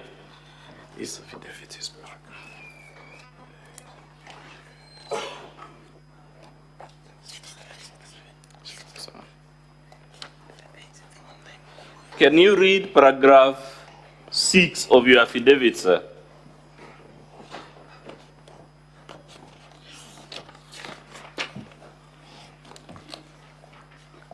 That is page 69 of 85 of volume 1, Mr. Speaker. It says, given the status, power, threat, and influence of the people involved in the interference with the investigations and cover of irregularities surrounding the procurement of treated mosquito nets, I was constrained to surrender the original bid bond to Ogora Wilson Okulo. And in short, I was caught in a tricky situation. Being a junior, there was nothing I could do as a junior government officer against a sitting deputy president for the Republic of Kenya. That's all for purposes of the examination in chief of this witness, Mr. Speaker. Counsel for the deputy president. Good evening, Mr. Mulwa. Good evening. My name is Dewanjiru. I will be asking you several questions in respect to the testimony that you have just delivered. When did you join the KEMSA? I joined KEMSA on the 17th of March 2023. Before that, who was the CEO of the organization? Terry Ramadan. Terry. Were you there as and when the alleged tender processes were taking place? No. Who was in charge of that process as at then? Terry Ramadan. Terry Ramadan. Therefore, the issues that you are testifying before this assembly, are they issues that you saw, perceived, or they are issues that you are told? One, there are issues that were you told or you saw? It's a simple question. I was not told. Yes. Neither did I see. At what process you are not told and neither you never saw? I was involved. You were involved? At the time you joined the organization, what stage of the tendering process was it? The tender had just been terminated. There were investigations. The tender had been terminated? Yes. You therefore never participated in that particular process whatsoever, for whatever purpose, yes? I participated in a very big way. All right. Would you then lead this assembly to understanding your participation in that tender? This matter was a matter that, one, what exactly did you do that relates to this tender? I participated in the investigations on this tender. So by you participated, excuse me? By PPRA, by the Senate, by the National Assembly. But at the time when the bids were alive, the bidding was alive, you had not joined. I was not in KEMSA. And therefore the issues you're testifying before this assembly are not issues that you witnessed. Not issues that I executed. Thank you. Now, what was the status of the tender at the time you came or you joined? I actually joined KEMSA as a result of this tender. No, I'm not asking why you joined. What was the status? The tender had been terminated. The tender had been terminated. Do you know of any company that is associated with the deputy president that succeeded in this particular tendering process? For purposes of... You know or you do not know? Yes, Shobika had been recommended for award, but since it was cancelled, did not proceed. Was the award granted to Shobika? No. Do you know why the award was not granted? Yes, I know. Yes? Because Global Fund do a pre-award review of every evaluation of Global Fund funded tenders, and after doing a pre-award review, they did not agree with the technical evaluation committee that had evaluated the tender and recommended for cancellation of the tender. Thank you. You've answered. So it's as a result of the review of all the bids that culminated into the cancellation of the tender, correct? Yes. And how many companies had bidded in that particular process? I cannot remember, but maybe 9 or 7, I cannot remember. You cannot remember because you never participated, yes? Yes or no, Mr. Witness? If I get the record, I would remember. And so show him the records. He has it. Show him his affidavit in volume 1. In that volume 1, that is at page, Honorable Senators, the National Assembly volume 1, at page 67 and 68. Did you indicate the companies that participated in that process?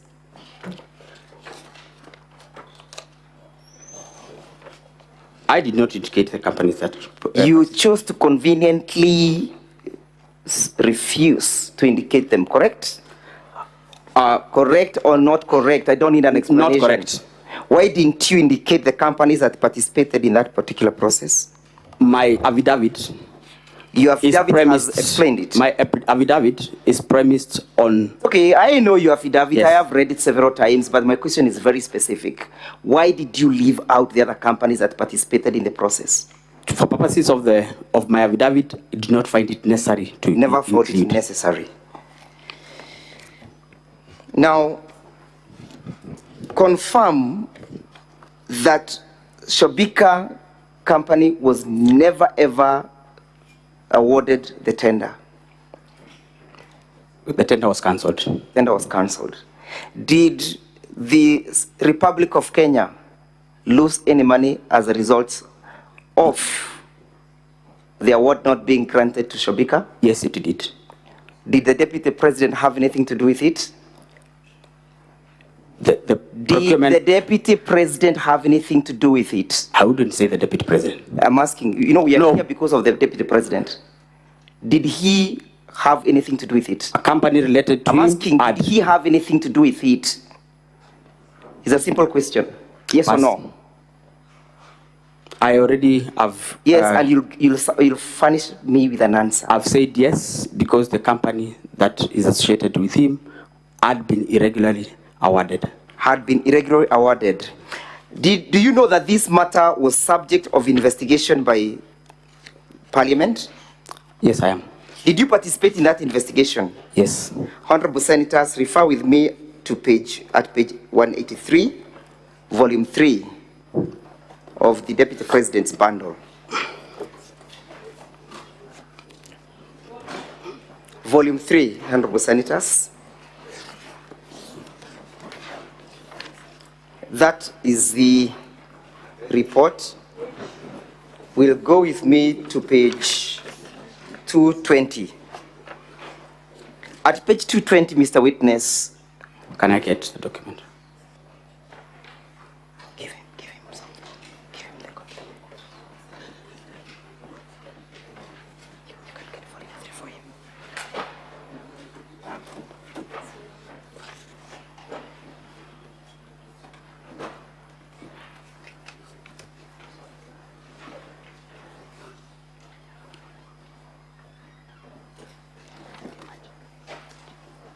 Volume 3.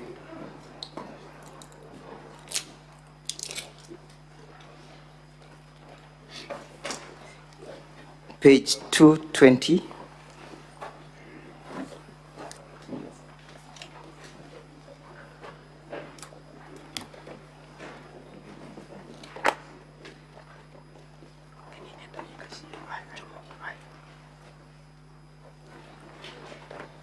Can you see, confirm that those were the companies that participated in that particular tender, yes? 17 bidders. At page 220. Yes, there are some 17 bidders. How many are they? 17. Go to page 221 and you read, can you see where it is written 100? Yes. Can you read out that statement? In its report dated 25th April 2023, Global Fund noted that KEMSA had failed to apply evaluation criteria consistently to all bidders and that none of the bidders met the minimum requirements. None of the bidders met the minimum? Requirements. How many bidders did not meet the minimum requirement? For purposes of this report, what the Global Fund is talking about are the 17. All the 17. Yes. And therefore Shobika was not an exception, correct? Shobika was not an exception. It never qualified, correct? Yes.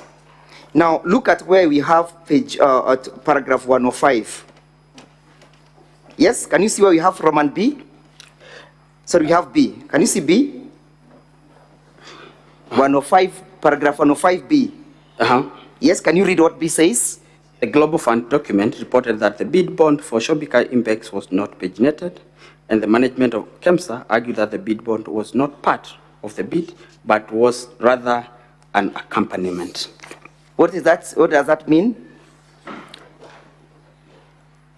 I think not thinking, reading and understanding. It means, and I had said exactly the same, that this document was not submitted as part of the tender document, but was brought in as ordinary mail, while in normal procurement, bid documents can should you look be at part of the paragraph procurement. Can you go to page 222 and look at paragraph 106? Notwithstanding KEMSA reservation, in the letter dated 4th May, the acting director procurement recommended the termination of a process. Yes. The CEO approved on the 5th, and termination was communicated to all the bidders. So there was a termination of the bidding process, correct? Yes. As a result of non-responsiveness of all the bids, correct? As a result of non-responsiveness. Yes, after Global Fund differed with the KEMSA Technical Evaluation Committee. Did the Deputy President have anything to do with that? I would not say. Would you associate that to the Deputy President? I am not competent to talk about that. I am asking, do you associate that process with the Deputy President? I cannot comment on that. You will comment. Do you associate because I don't know. Here we are not in a hospital, we are in a court, seeking to save the life of a man you want to be impeached. Do you associate that with the Deputy President? I am saying, I don't know. What don't you know? Whether this has everything to do with the Deputy President. Because the bids were terminated by Global Fund as a result of irregular evaluation. Irregular evaluation of how many companies? Of 17. 17 companies. Yes. Thank you. Look at paragraphs 107 at page 22 once, 222 once again. Yes? 107? It says it was further a testimony that the authority had struggled to maintain autonomy owing to undue interference from the Cabinet Secretary for Health. Whose authority, whose testimony is this? I don't know. Read paragraph, go to page 219. Page 219. Can you see where you have C submissions by Ms. Terry Ramathani? Yes. Therefore, these are statement correct? And I would not say whether they are correct or not. Read, Mr. Witness. They are Terry Ramathani. So we understand who is now speaking at paragraph 17, correct? Yes. Read it then.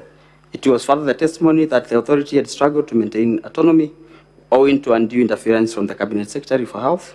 The authority had failed to maintain autonomy due to the interferences by? Yes, that is Terry's statement. Read it.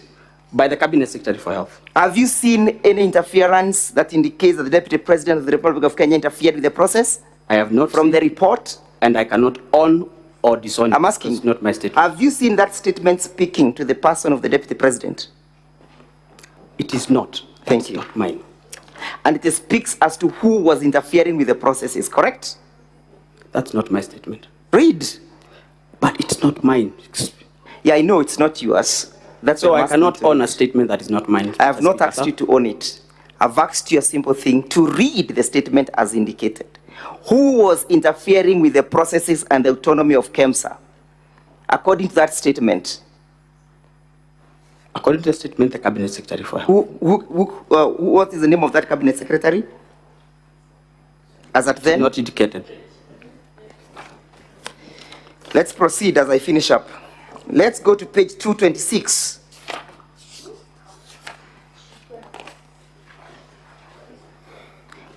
At paragraph 136, what is the Assembly Parliament saying? In the late April.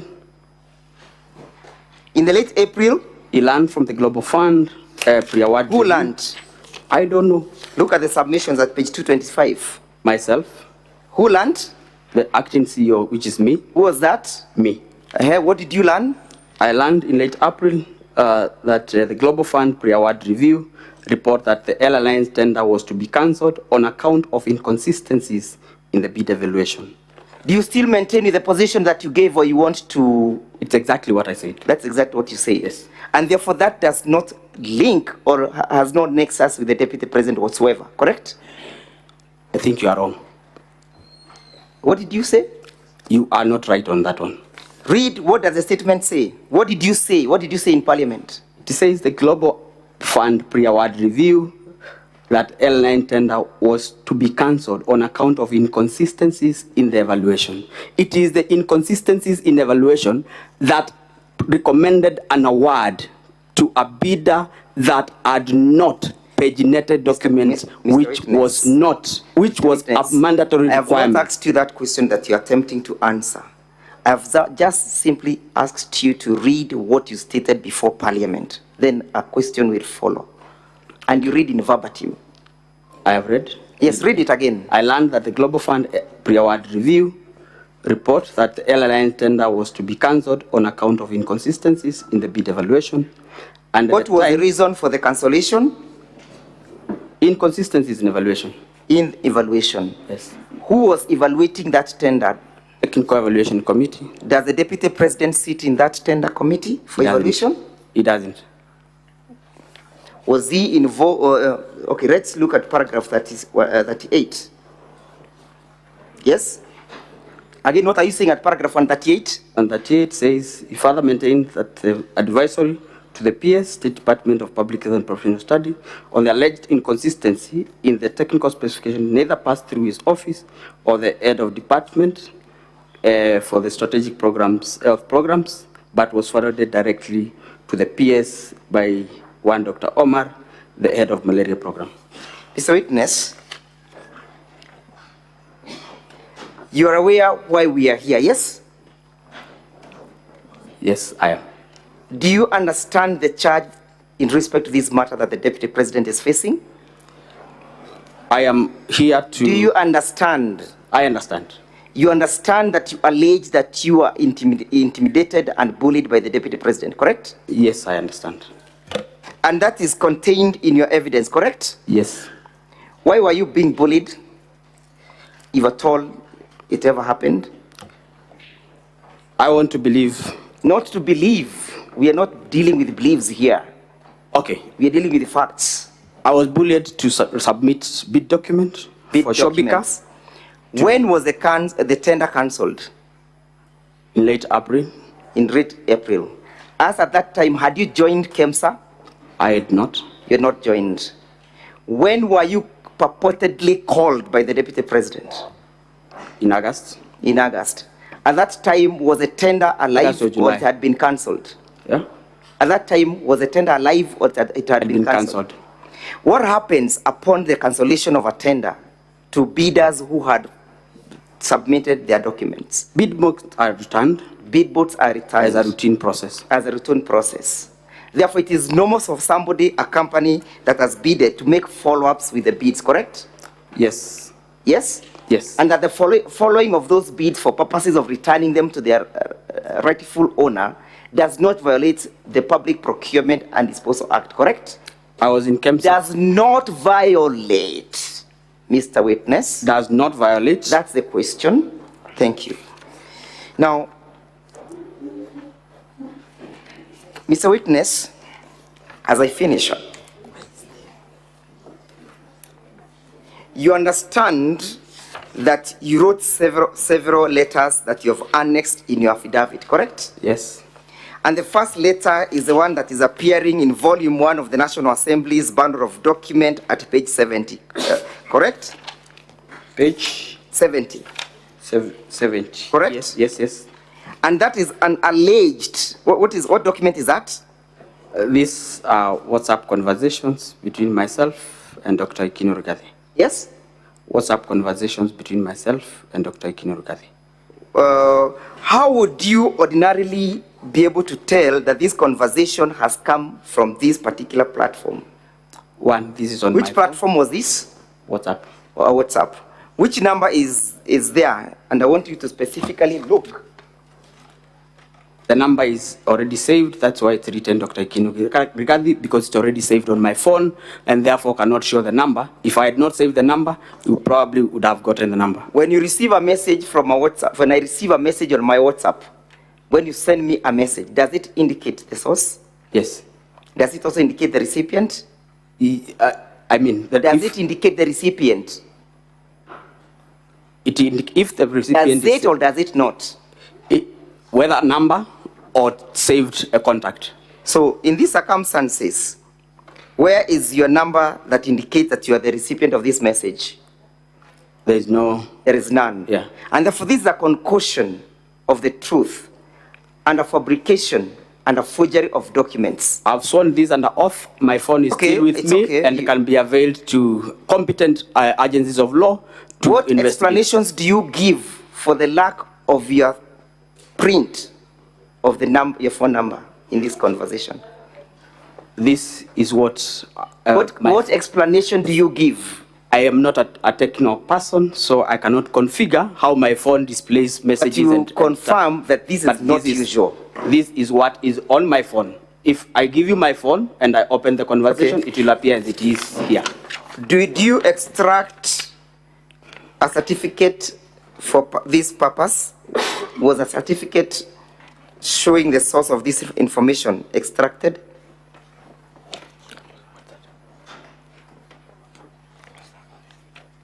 You will need to clarify. I am a doctor, remember?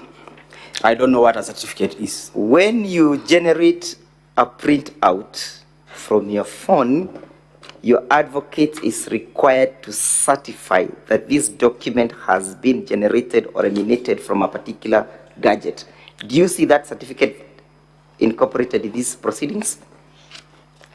I said I don't know what that is. There is none. Unless my advocate shows. I therefore put it to you that this never originated from your phone, nor did it originate from my client's son, Dr. Ikino Rigathi. That's a lie. That's not true. So what did you find intimidating in this message? I said, like I said. Would you read out what the message states? This is Dr. Ikino Rigathi here. Kindly contact me when possible. There is a document for His Excellency we are trying to collect.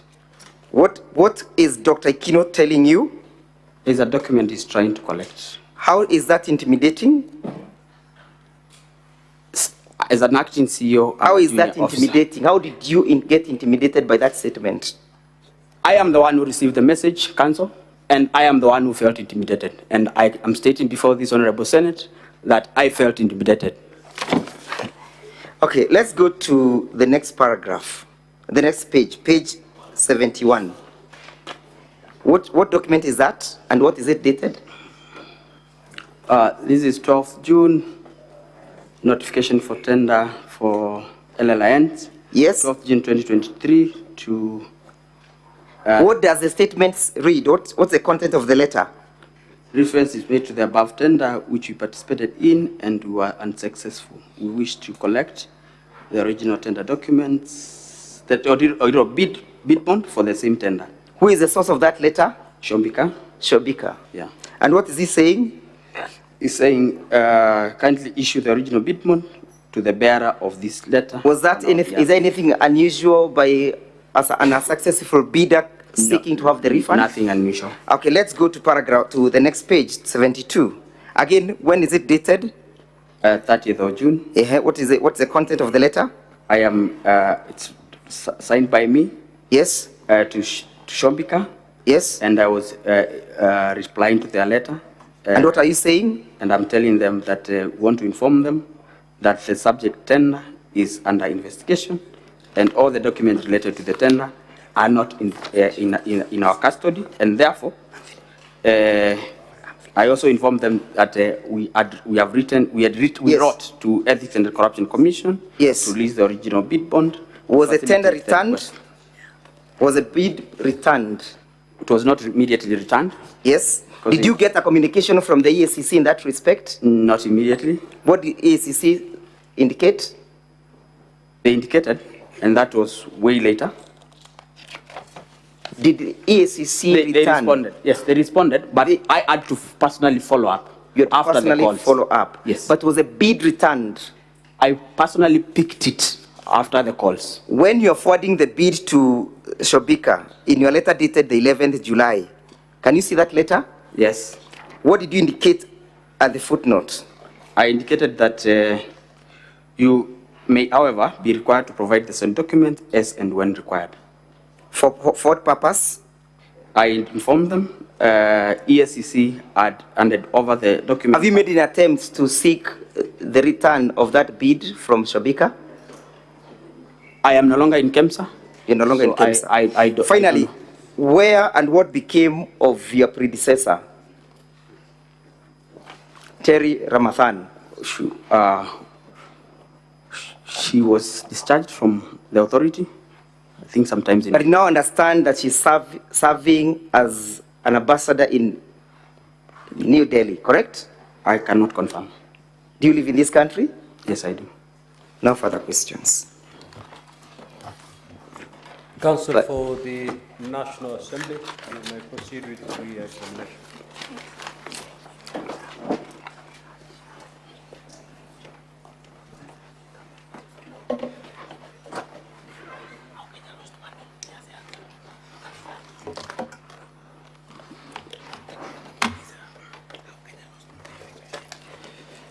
Mr. Mulwa, you were referred to certain aspects of the Deputy President's response, and I want to direct you to Volume 6. I believe Volume 6 of the Assembly's documents, Honorable Speaker, beginning at page 10 of 534.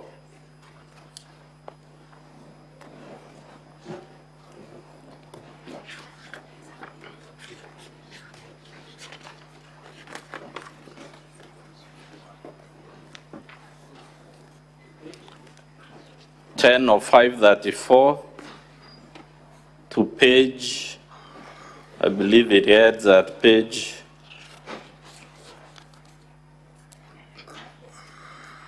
13. Mr. Mulwa, looking at those pages, that's the Deputy President's response on the allegations that you have come to testify.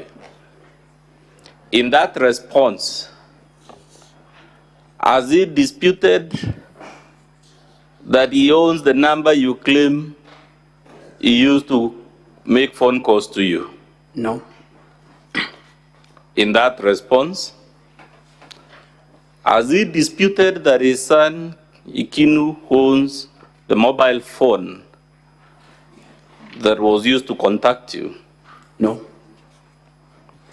If those two numbers don't belong to him and his son, is that a matter we would have expected him to expressly refute in that response? Yes.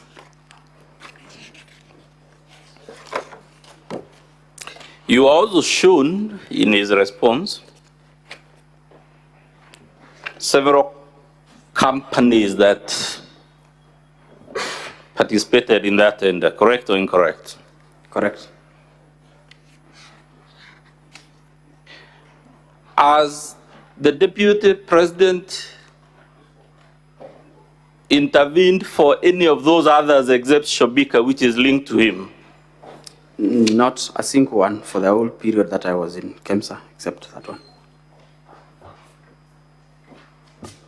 Should we take it again that it's a coincidence out of several international companies? The one he was harassing you about was the one linked to his own company, Crystal. It's not a coincidence.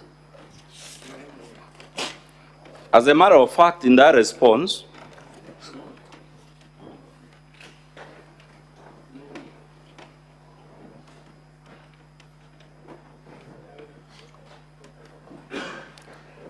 I'm trying to open the clause, Mr. Speaker.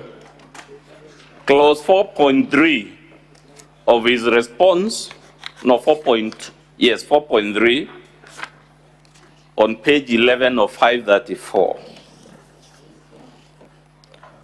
What does the Deputy President say in his response to the charge you have come to testify? I am aware of a foreign company known as Shombika Impex Private Limited, domiciled in India, which appointed Crystal Kenya Limited, where my son is a managing director, as its agent in Kenya in 2014. To date, Crystal Kenya Limited has complied with agency terms between itself and Shombika Impex Limited. And there is annexed RG 18, an appointment agency letter by Shombika Impex Limited. Is that an admission by the Deputy President himself that there is a link between Crystal, his company, and Shombika? Yes. You were asked about the confiscation of the billboard by the EACC. You recall those questions? Yes. Was Shombika's the only billboard the EACC was holding? No. Which other billboards was it holding? They were holding all the bid bonds for the 17 companies that had bidded in the tender. So, in his response, as the Deputy President explained why it was necessary, if all the bid bonds are confiscated, for the one for Shobika to be released? Not any that I've seen. Of those 17 companies, sir, which one was recommended for the award of the tender? Shobika Impex. Which one was awarded after the cancellation and the repeat? The tender was cancelled and the procurement was done, was directed Mr. Speaker, we want to object to that line of questioning. That never came in my cross-examination. He's opening new grounds. He has to limit himself to the content of my cross-examination. Objection overruled. Proceed, Counsel for the National Assembly. Mr. Speaker, I even lost my thoughts on during the... You had asked the procurement. The procurement was done by the Global Fund in Geneva. Yes. Through their global system, WAMBO. And the tender was awarded to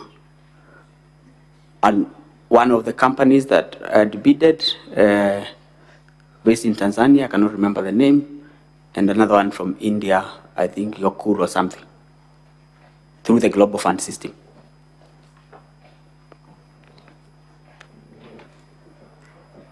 You have been told, sir, that your testimony is a concoction. Is your testimony and your affidavit before this Senate a concoction? What I have submitted in before this Senate is the truth and supported by documentary support. Has any basis been laid in the response by the Deputy President or in his cross-examination to warrant the conclusion that you have concocted your testimony? Not any that I have. But Dr. Would you have any reason or motivation, remembering your own oath, to concoct lies against the Deputy President of the Republic? No. Has any reason been proffered why you would concoct any lie against the Deputy President? No.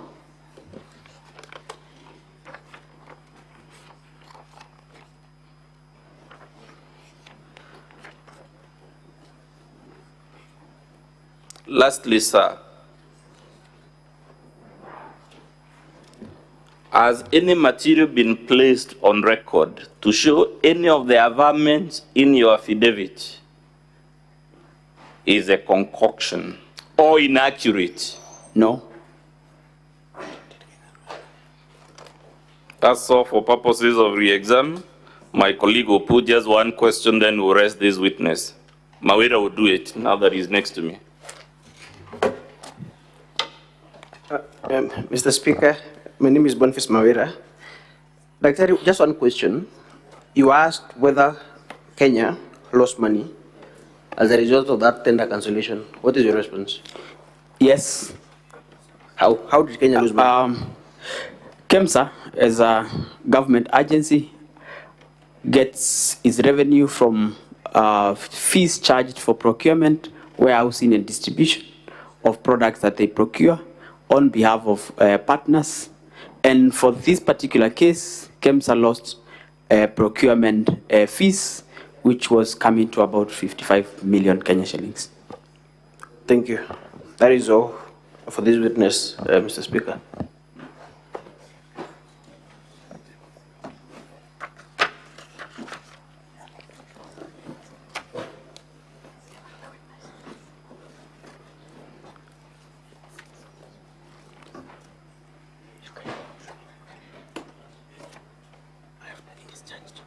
Counsel for the National Assembly, are you done with the witness? No, Mr. Speaker, sir. We still have a further two witnesses. This particular witness. Yes, we are done with this particular witness. Good. Thank you very much, Speaker.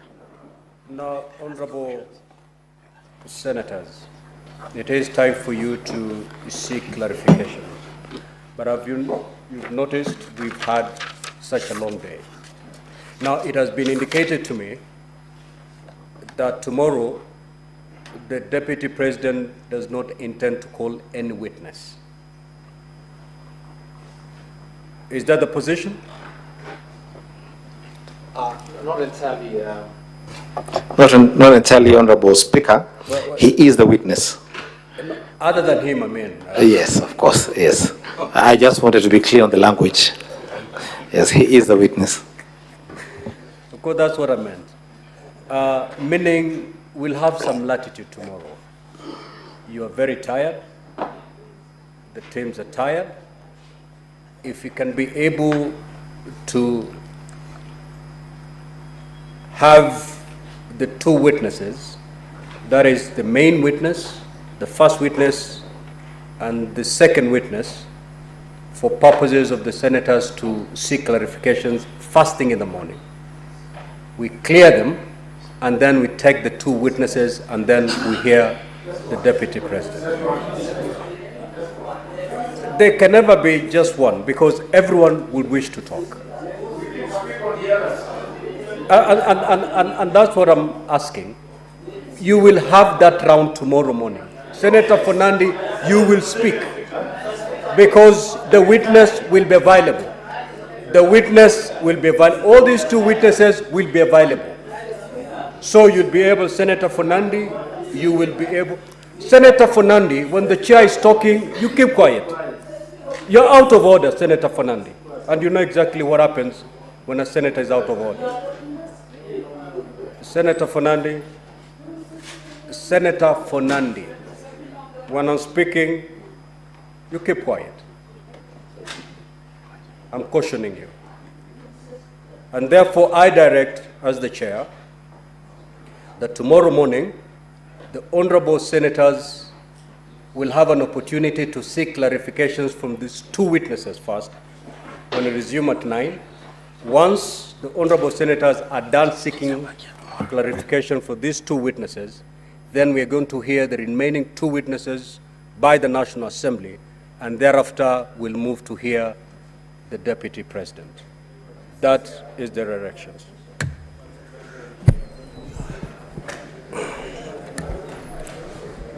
Honorable senators, it is now